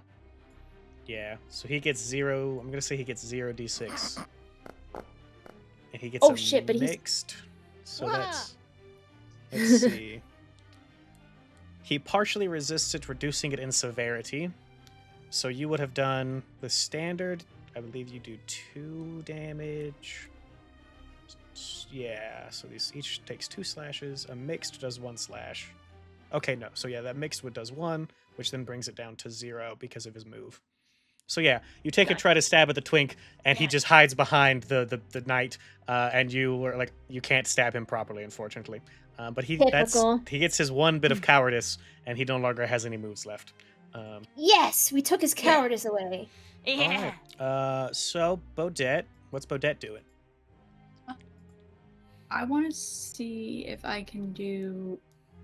Is the snake's body still there? Yeah, it's still there. It's just headless. Okay. Can I do skeleton surprise? It's a tier 2 spell. Ooh, what's that do? The skeleton rips itself free of its mortal husk. So that way it can Okay. help. So yeah, you can have Sweet. a headless snake skeleton come Yeah. try to fuck with the That's so situation. fucking cool. Okay, yeah, go ahead and That's pretty sneckless. that's pretty sneckless. So let's see, that Yeah. is a tier 2. So again, I think that has Bodette ever necromantized a non-humanoid before?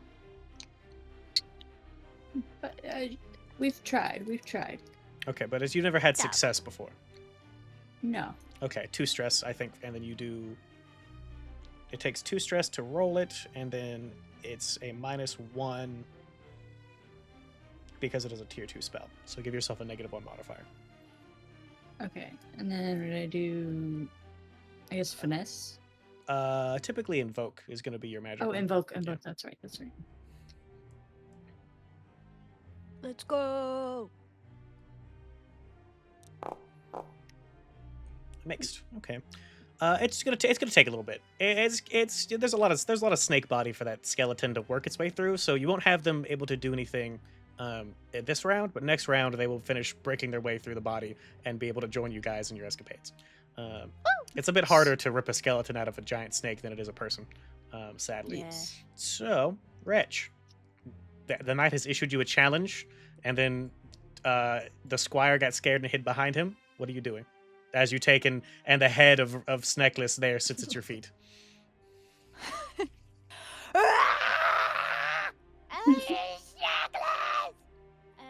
Smash! Smash Knight. Smash Knight. All right, cool. So again, he is impervious to physical attacks, so that is a 0 effect at the moment. So what are we doing in order to make it not 0 effect? Can I use a dark heart? So that gives you an extra dice roll. That does not give you extra Okay. effect. Can I? How does? Okay. So you can trade. You can go hard, where you put yourself in a worse position to get better effect. Somebody could assist you, and I think that's the only 2 ways that you have at the moment. Could I assist by like? Well, I'm around. I'm close-ish. Can I like try and grab his feet? Okay, so after the squire manages to avoid your assault, you want to take and dive the feet of the knight and just be a pest again like last time instead of crawling Yeah. around him like an ant, you just want to hold him still.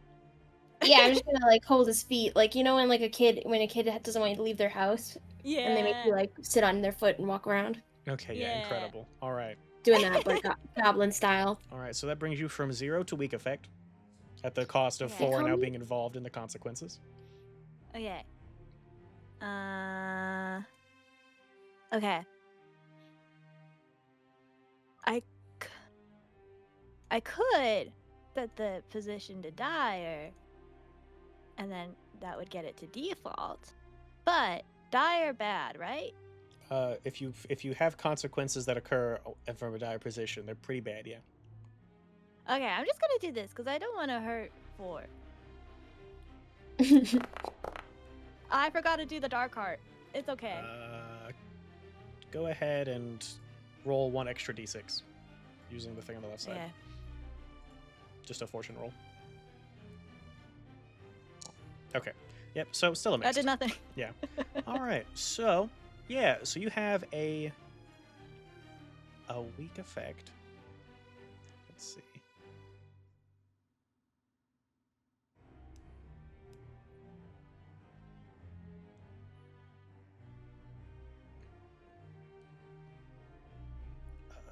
In short.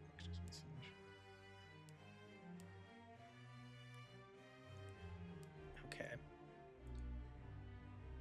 So that's a little strange because what that means, a weak effect does 1 less, and a mixed. Okay.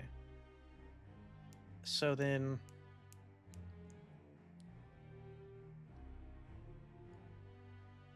interesting. So the way that that works is that if you get it, if in the case of him, with him being impervious, bring it up to a weak effect, you would need a success to get 1 slash, because a weak success would give you a total of 1 slashes. A mixed weak gives you 1 slash, or gives you 0 slashes, which is I don't know how I feel about that at the moment. So I think for now we're gonna give you 1 slash, but I guess maybe in a full campaign I'll consider the ramifications of that another time. But yeah, so you're just using your grubby little hands again. Yeah. Yeah, so you take it. Just how do you take in again? It's not a ton of damage. It's just a little bit. But what do you do? I'm just kind of like if 4 is on his feet, I'm gonna kind of like find any place that's like a little bit more like open for me, and I'm just gonna gnaw and be like, Okay. Yeah, I think you probably find like a part of his side or something that he like goes to do a slash, and he's not prepared for you to just dive for his like midsection and just start gnawing on one little exposed part, and you manage to get him that way. real gross and slobbery. Real gross and slobbery. So Yucky style. let's see, 4. Yup, that's me. I'm 4. You're 4. The monk is going to use one of his moves, offensively this time. Kind of rude. Rude. All right, monk. Thought you were supposed to be peaceful. Hey, Oh well, he's not like the bald head type monk that's got like the friar He's got the friar hair? uniform. This is Dude, like this monk has hair. Different kind of monk. yeah, different kind Big of monk. monk. Yeah, like karate monk, not a Hair monk. Hair Uh, monk. So, yeah, he's gonna take and how his like fist kind of lit up and crackled before he paralyzed Sneckless. He's gonna attempt Yeah. to do that to you as well. Oh, my scrimbling body. Can I like dodge? Yeah, so you could take and try to like skulk your way perhaps out of the way, maybe. Yeah. Let me. Is it defensive or resistance? Yeah, Is that what it resistance. is? Yeah. Resistance scrimble. Oh, watch me Resistance do scrimble. that. Okay, so you spend 2 stress to Scrimble. partially resist it. So he doesn't get a solid hit to paralyze you fully, which would have probably put you bloodied. But he does give. There's like you feel a little sluggish in the noggin, so Okay. your brains are shocked. My Oh. brains are shocked and Yep. my 2 stress. All right. Boom. So that's one of his moves. Dude, they shook my brain. 4. So Your you've brain. you grabbed onto the ankles, and then now you've had to scramble away to avoid paralysis. What are you doing? Can I throw a bunch of rocks out? Like all my pebbles, just like tripping hazard everywhere. Okay. Here, it makes your poop good. Oh, thanks for poop good. That's awesome. My dad just brought me a bowl of roasted vegetables and Hell called yeah. it poop good. Okay. Hell yeah. Thanks, Dad. Yeah, thanks, Dad. Everybody said thanks, Dad. He says you're welcome, everybody. I don't know what that. That yeah, sounds what like a that trick, even probably. do. A trick? I could use Yeah. a trick. I It could do seems like some seems like a tricky- trick to make like a marble floor, basically. Yeah. The trick. Yeah, you know, I feel like Yeah. that's what I gotta do. Yeah. And then yeah. it's a just default. I don't think there's anything It's that makes it default, better. and or it'll worse. do it. It'll do my Quincy's. Uh-oh. Uh-oh. I'm bad at tricking. You are bad at Uh-oh. tricking because of the shock to your brains, but you've cleared that Yeah. shock now. Oh, yeah. Poorly. Let's see. So, man, looks like you packed like so. You know how we talked about bashing the horse in its head?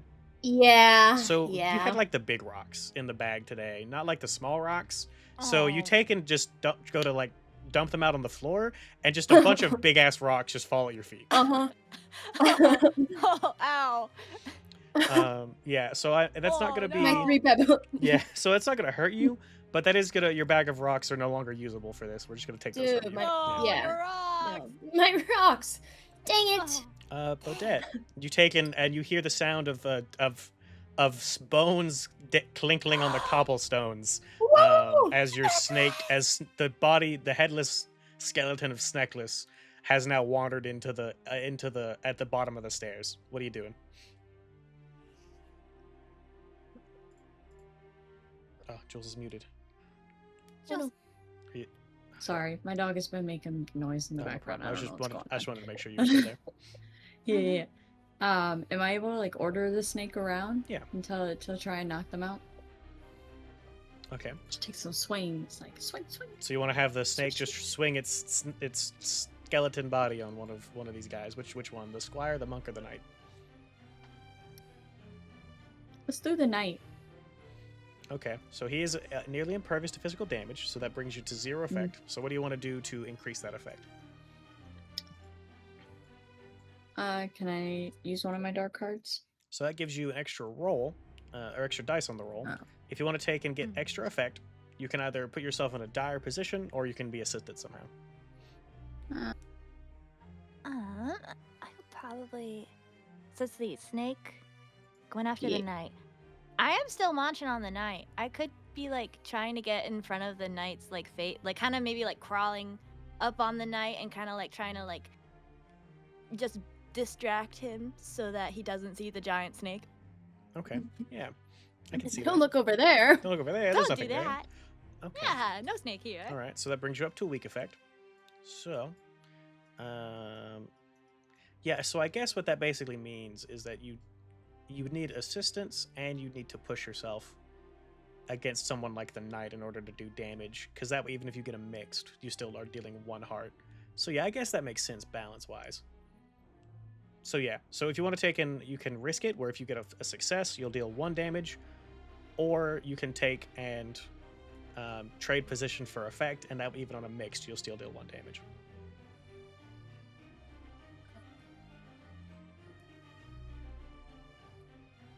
I'll do the first one. Okay. All right. So yeah, roll, and your position is default, and your effect is weak. Okay. And then if you, oh hell yeah! Oh hell yeah. All right. So Bone destroyer. Wretch go. Wretch keeps his attention away from the giant snake skeleton that's looming in the background. Somehow, this guy's really laser focused on Wretch. So how does the snake take? And the snake does not kill him, but the snake is going to hurt him big time. How does the snake do it?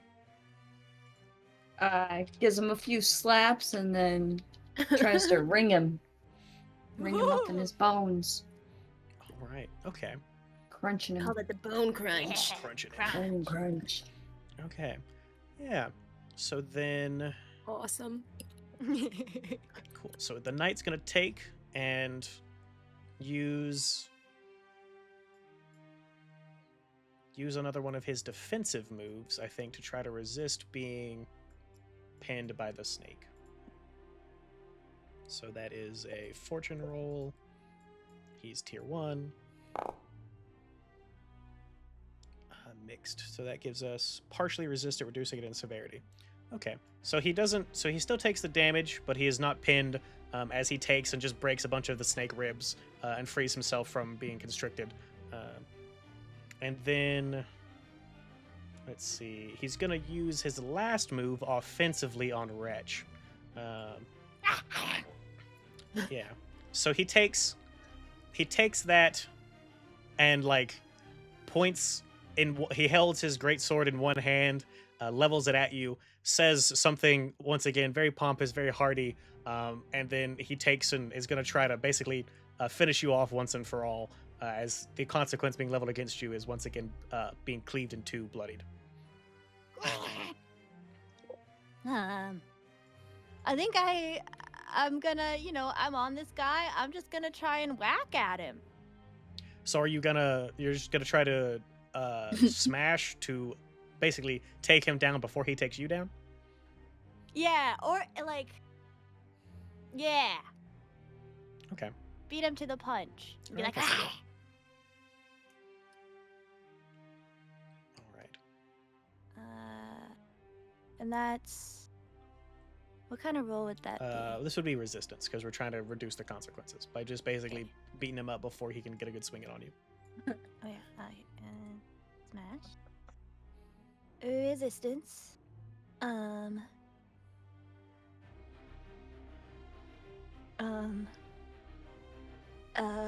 Do I want to do anything? You could use a dark heart, make it more likely to succeed. I'll use a dark heart. I'll use a dark heart. I'm Give scared. yourself +1 modifier, and then you'll remove the 1 dark heart you have.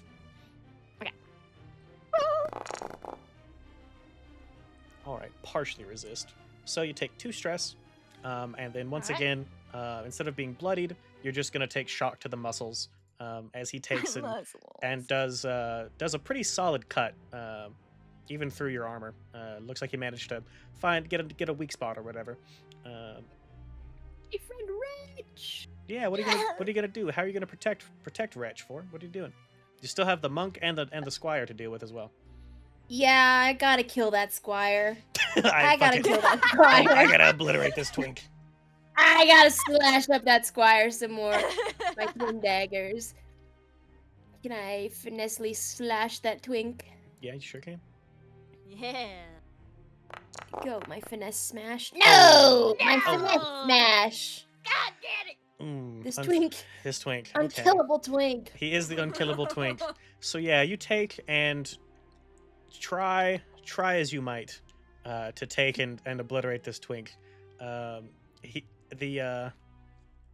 I guess in between the last time you met him and this time, he's gone through a bit of training, or adrenaline has just kicked in, and the fear has motivated him to be a better fighter. Instead of he's like shaking, and then once you take and try to close the distance between two of you, he actually takes and manages to perfectly parry the dagger attack, and then in return slash you across your little goblin body and shocks your muscles. Oh.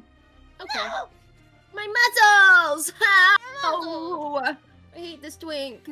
Fucking Bodette, twink. the monk's gonna use one of his offensive moves and just attempts Uh-oh. to basically he takes surprise. He is both like the paralysis monk and a little bit of a holy one. He's gonna try to do a quick little prayer to basically cleanse the snake body, to destroy your minion. What are you doing? I want to burst him with the necrotic energy set. Yeah, that's cool as Yeah. hell. So you're gonna take and try to invoke an attack to interrupt his chant. Yes. Okay, cool. Go ahead and roll invoke. This is gonna be a resistance roll. Excuse me. Okay, so you spend 2 stress to partially resist it. So it takes, and rather than destroying your minion, it just you take basically the brunt of his holy chanting onto yourself, and it shocks your brains, but your minion is still around. Yay, feckless. Sneckless. Necklace! Sneckless is still here for one last hurrah. All right, Wretch, what are you doing? Yeah, man. I'm just gonna keep fucking trying to smash this guy. All right, you're gonna take and try to use any of your weapons, or you're just going in with your little claws and teeth again? You know what? I could. Fine. I could. I could maybe, take out my let's take out my axes, be like, Axe! Get! and then yeah, smash again. Okay, so we're at 0 effect. So how are we gonna take and bump that up?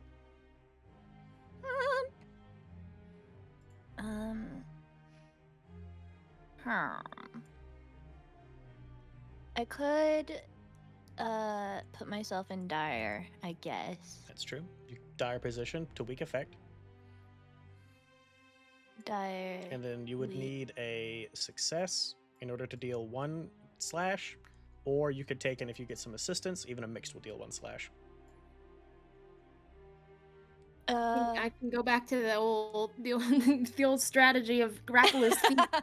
I think you're kind of tied up with the squire at the moment. with Yeah, his I new feel like kind of I'm training. busy with. Yeah. I could try to assist. Yeah, how are That's you gonna fair. do that? Uh,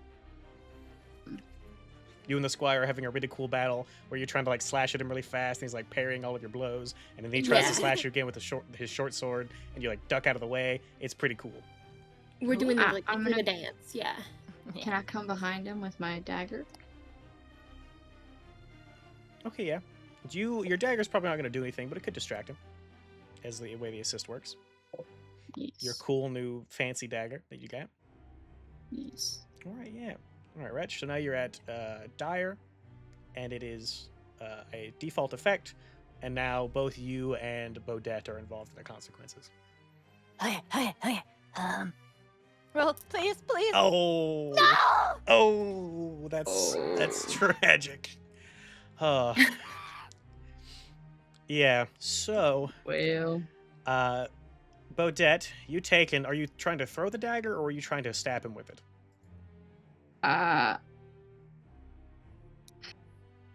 I'm just trying to. I'm gonna stab him. Okay. So as you take and attempt to close the distance and stab him, the monk takes and kind of does like this cool ass wall run and then jumps over, and basically pins you to the ground, and you are Okay. going to be shocked to your muscles and guts, as he takes and basically knocks the wind out of you, and you're now pinned. And then Wretch, losing the assistance from Bodette, as you take and try to close the distance with your twin axes. You take and, as you see in the background, Bodette get taken down by the monk out of nowhere, and that quick little distraction gives the knight the opening that he needs to finally get a nice good hit on you, and bloodies you. And so all of your attributes are shocked. If you take and receive another significant wound while bloodied, you will die. So yeah. 4. You're taking and squaring off with the squire. What are you doing? As you've just seen Can I poison him? your I have friends. poison. You do have poison? You Can want to I- like coat your Can daggers I? in Can poison I or like? something? Can I like? Nah. Can I like hold his face open and like pour poison in him?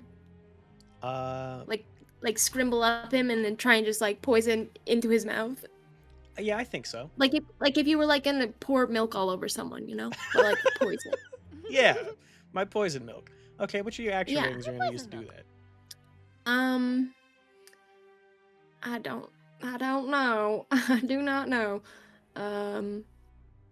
That would not be a good threat. That's I'm actively doing the action. Maybe it's not really a sneak attack either. I think the Maybe more finesse. Is it another finesse? so I think finesse I is have no idea. precisely, and I think that would be a situation where I if you feel had like it's more of a- control, then I could see that. But so that could be a weak effect. With trick, I would probably say is standard, as maybe you try to Okay. sneak this into his mouth somehow as you scamper around him. Yeah. All right. We'll call it a trick Yeah. roll then. Poison Okay. that I twink. mean, Trick, trick him and and it's put poison default. in his mouth. Oh, was it default? Okay. It's Yeah, like, oh full. shit, did I All fuck right, it? so yeah, so you take and how do you what kind of poison is this? What's the Like it's like cartoonishly green poison. cartoonishly green poison? So yeah, you Dookie. Like grimble up him Yeah. and pour this cartoonishly green poison in his mouth, and it is a pretty fast acting. As you take and see his eyes kind of roll Hell. back into his head, and he falls over. You can still Twink see that down. he's breathing, but he is definitely incapacitated. And so the knight, the monk who had Bodette pinned, sees that happen, and he shouts something at the knight. You guys basically, I think the only word that you probably would make out would be flee. And the knight who is squaring off with Wretch, who has just landed a big attack on Wretch, looks over at the squire, who's now like kind of like incapacitated, and he sees like the cartoonish little skull potion bottle next to him. takes and like does kind of one little quick trade again with Wretch. Like you guys lock your twin axes lock with his greatsword, and what do you say to him? What's the one word that he'll be able to understand in whatever it is that you say to him? Hold on. Sneckless! Awesome. You take in you say Sneckless and look at him with a burning fury, and you guys break from your little lock, and he and the monk grab the squire and will basically rush out of the dungeon, unless you guys would like to try and stop them, but you guys are also kind of in a bad way yourself. But you could totally try and get one final Can hit I on them. just try to or you can do let them something leave. before they go? Yeah, what do you want to do? Is he still holding the snake head? No, the snakehead was at Wretch's, okay. thrown at Wretch's feet. Right, never mind. Okay. So yeah, they take the squire who is, dying, not dead, and run out of your dungeon out, there's some imps that probably boo and throw little bits of popcorn at them and other things like that. And then they leave your dungeon, and you guys have successfully repelled the adventurer raid. Yeah, that's right. We repelled the adventurer raid. Yeah. We did that. Good job, team. Good job, team. We're so wicked. Yeah. I do need to take a Wicked bio ones, break wicked real three quick. of us. Well, so we're about to be done. So when you take your Okay, take your never bio- mind. Yeah, I've got one final little fun scene for y'all. So you guys Sauna celebrate. time! Yeah, you guys take and celebrate your victory and go head over to the sauna to enjoy a well-deserved break. And while you're there, so this is now a time where you guys can talk to each other real quick, since you guys all understand each other's language. What do you guys say to each other? Dude, Sneckless was the goat. Bro, I'm gonna miss him so much. Oh, Even dead, he was so cool. he was the coolest. Oh my god, he was a corrosive lava snake. So cool. And he answered my calls, and that was really nice. And I'm gonna miss him. And- We'll find a new Sneckless. It's okay. Thank you. That really helps me. And you also one of the imps will take and like bring you a small little bit of pink goo and report that Sucruz is also no longer in the dungeon. This was all they could find of him.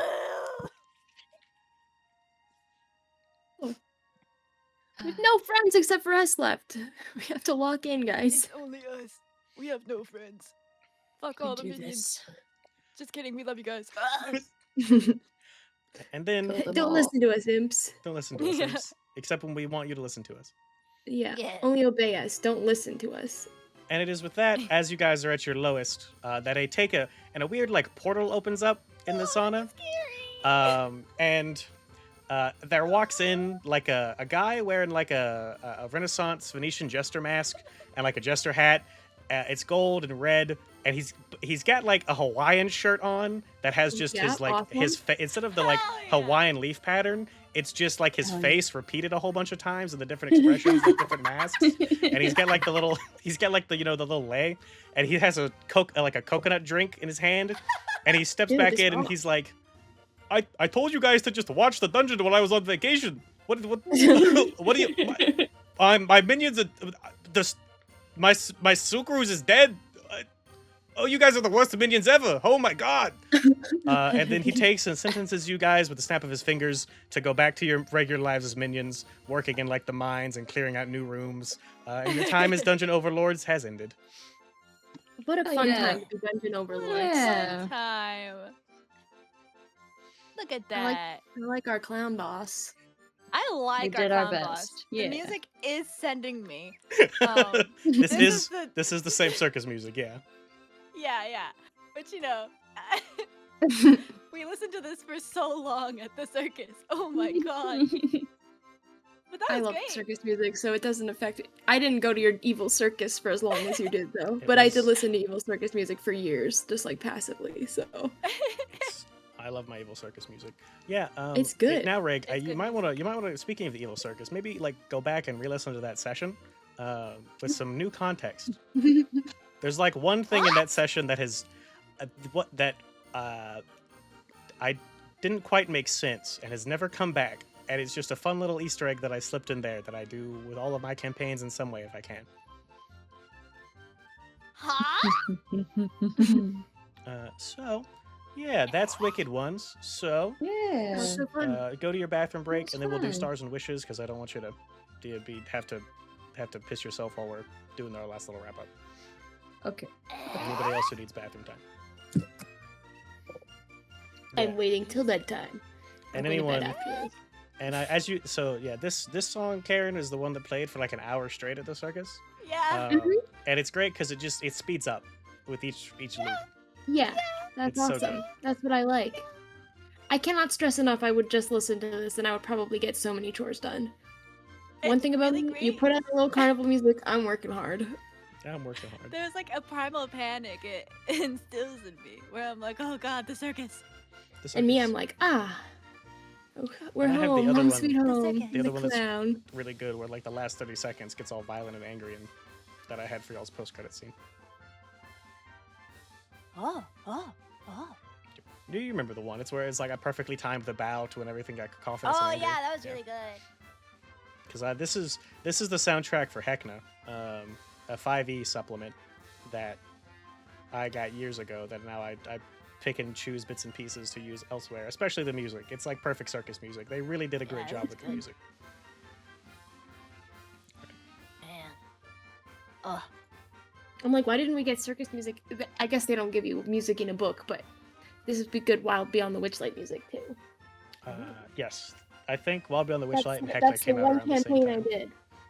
That's the only one I've DM'd ever, and I was with my coworkers, and it exploded. But hey, Hey. it was fun while it lasted. Oh, that's They good. explode a lot of the time. Yeah, the Hecna. It, I spent Yeah, so much it's money coworkers. on the Hecna one. I have a box set of like the book that's like a special gold binding, and then like like ooh, a golden ticket that invites you to the circus, and then like a bunch of like that is so fun. red I tickets. made those for my friends. Yeah, there's a bunch of that's little so fun. like actual I like love circus things and like popcorn Ah. dice. It's That's so much fun. fun. Ah. It's incredible. That's sick as hell. It has a little deck of cards that are like lenticular for some of the spells and stuff. That's so cute. It's very good. It took so long. It took like 3 years to get. I ordered it while I was in college, and I didn't get it till I was here back at home. It took so long. That's crazy. Yeah, it's like the longest it's ever taken a Kickstarter to deliver. Legend of the Mist is gonna be about a year and 3 months overdue, and then Magnus is supposed to come out soon. The PDFs anyway. I think they sent an update about dice, but we'll see how far behind they get. Because I would love to have 10 new adventures to Oh, that'd be awesome. fiddle with. Probably a lot of season 2 and 3 stuff. I'd also have to get somebody to re-record because while Jonathan Sims is voicing all of those statements, I obviously can't just use him. Yeah.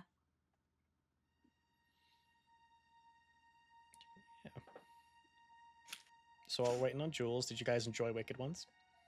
Yeah. Yes, I did. It was fun. I'm like- sure you could see some of the Blades and the Darky stuff.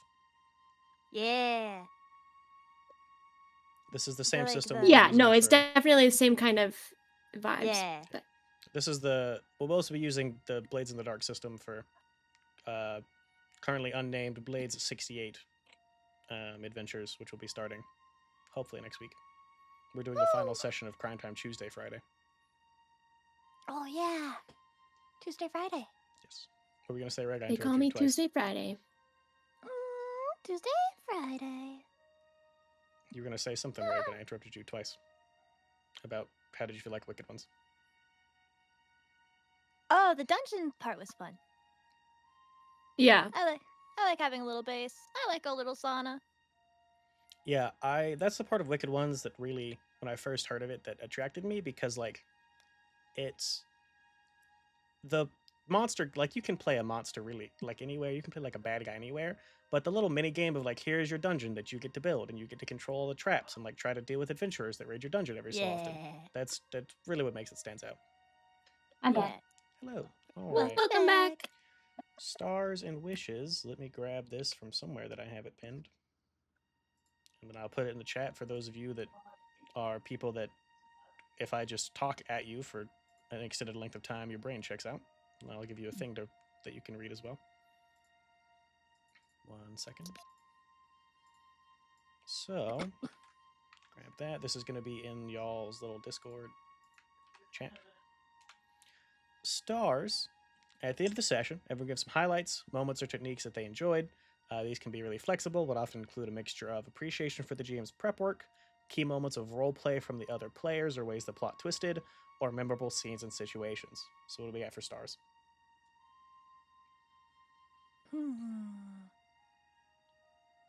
Oh, Karen's driving the carriage Mhm. into the night. That was awesome. That was a good one. Thank you. Yeah, that was a very fun way Sorry, to I'm resolve like- that. Yeah. I liked being able to bring the snake back. That was really Yeah, fun that too. was Yeah. awesome. Sneckles and Sneckles' return. Yeah. Return of the Snack.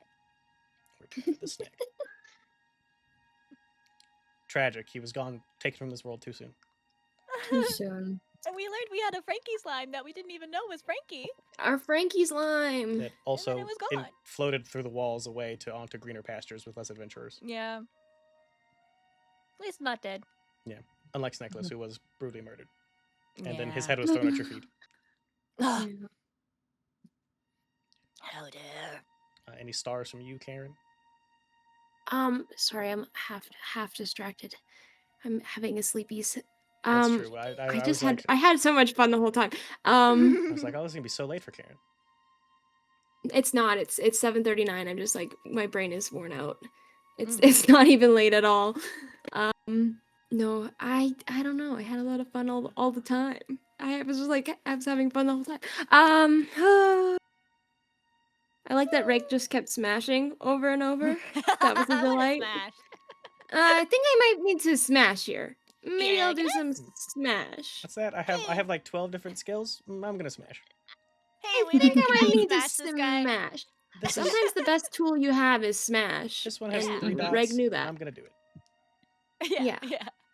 That's the right way to I do it see. sometimes. I like that. I am a kobold with abs. I know what I'm here for.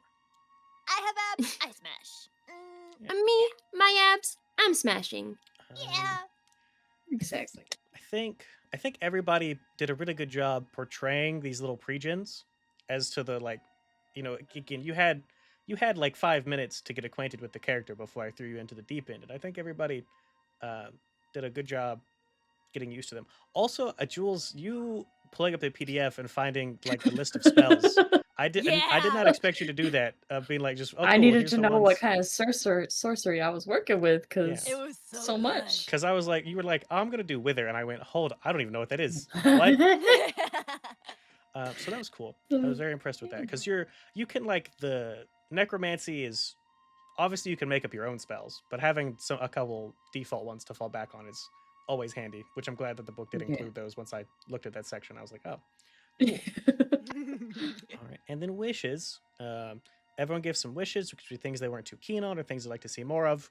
It's a bit harder to do these in a one shot because we may not ever return to this, but it's still good to get those out for other games that I run, and then also for just the. I really feel like this is an important part of running games that I should have been doing way sooner.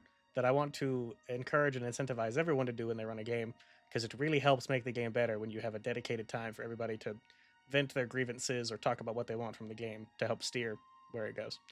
So it can be requests for more of some things. Like I'd like to see more of, in this case, the example is the Klingon captain. But you could be like, oh, I want more Frankie slime, less Frankie slime. I want that knight to come back again so I can kill him. Dude, bring Rules- back that twink. Bring back Let's that kill twink. that twink again. Rules that didn't Fucking- quite flow or sit right, sometimes even rulings, or structural quests like you want more fighting, less fighting, more twinks, less twinks, more pompous knights, more clown music? Question mark. More clown music. I do Yeah. agree with that. All right, so I what's did I like want more that guy. snakes. what wishes do we have? That guy was really cool. More snakes. More snakes. Snakes. Yeah. I liked the dungeon head at the end. I thought it was a fun vibe. I liked his silliness. Mhm. More of him when yeah. Yeah. And then obviously in a full campaign, you guys would be the actual overlords. I just wanted a fun way to end off the one shot as to why you're continue running the dungeon. It's because you guys were told to keep it safe while he went on vacation, and he came back to this. Yeah. Did he go on vacation to our world or to the Fear Travels? Oi! Oi! Who knows? No, I enjoyed it. I loved it. Anything from you, Karen, over in Sleepyville? Not really like I think was this my first one that I've played with you because it was so much fun. I feel like this was either my first or second game I played like online, and it was a blast. I've just had fun. I don't know. My feedback is, hey, thanks for having me. I had a lot of fun. Hey, you also- I mean, it's perfectly My valid. wish is that I get to come back more. Bring back Karen. Bring back More Karen. Karen. That's achievable because I exist on the internet. So. Yeah, we're gonna have, like I said, starting hopefully next week, we're gonna be doing currently unnamed Blade 68, which is set in like a supernatural version of our 60s, where you can play as anti-government or supportive government or seasoned veterans of multiple wars, or freaky little spies that you can have enemies to lovers arcs with rival spies, like what Reg's gonna plan on doing, I assume. Awesome. So we'll be doing that. I have to settle on a day because I have to figure out. I need Sly to figure out what's going on with his job so I can know if we have to move for your travels or not.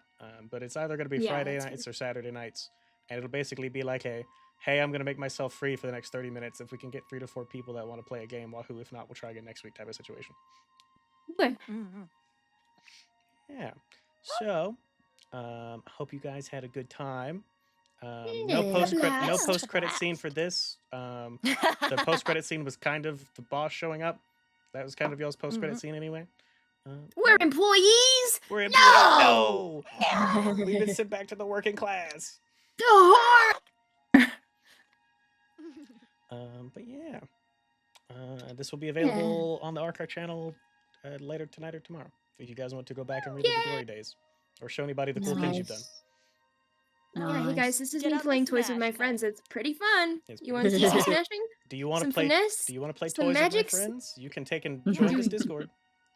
Yeah. Honestly, I have one friend that would probably love it, but That's- he's like, I don't know how free he is. But he always is like, he's the default DM in his friend group. Like, he never gets to play because he's always the DM. Like, so he might actually be interested, and he's really chill and nice. But he's also a busy guy. That's the secret behind putting these on the Archive channel with all these different people. Is like, cool, tell all your friends, hey, look at this cool thing that I did, and here's a fun mode from you. Like, oh, that's cool. I wish I could do that. And you can tell them, oh, you can do that. You can. You Rain, can. Rain plays the games all the time. Go join this Discord. Yeah, Rain is a gamer and a Yeah. friend. Yeah. Take whenever my people are hand. Like, take my hand. Take my hand and You be too. whisked Take to my the world hand. of I'll take you Rainland. to Rainland. Yeah. All right. Won't you take me to Rainland? Rainland.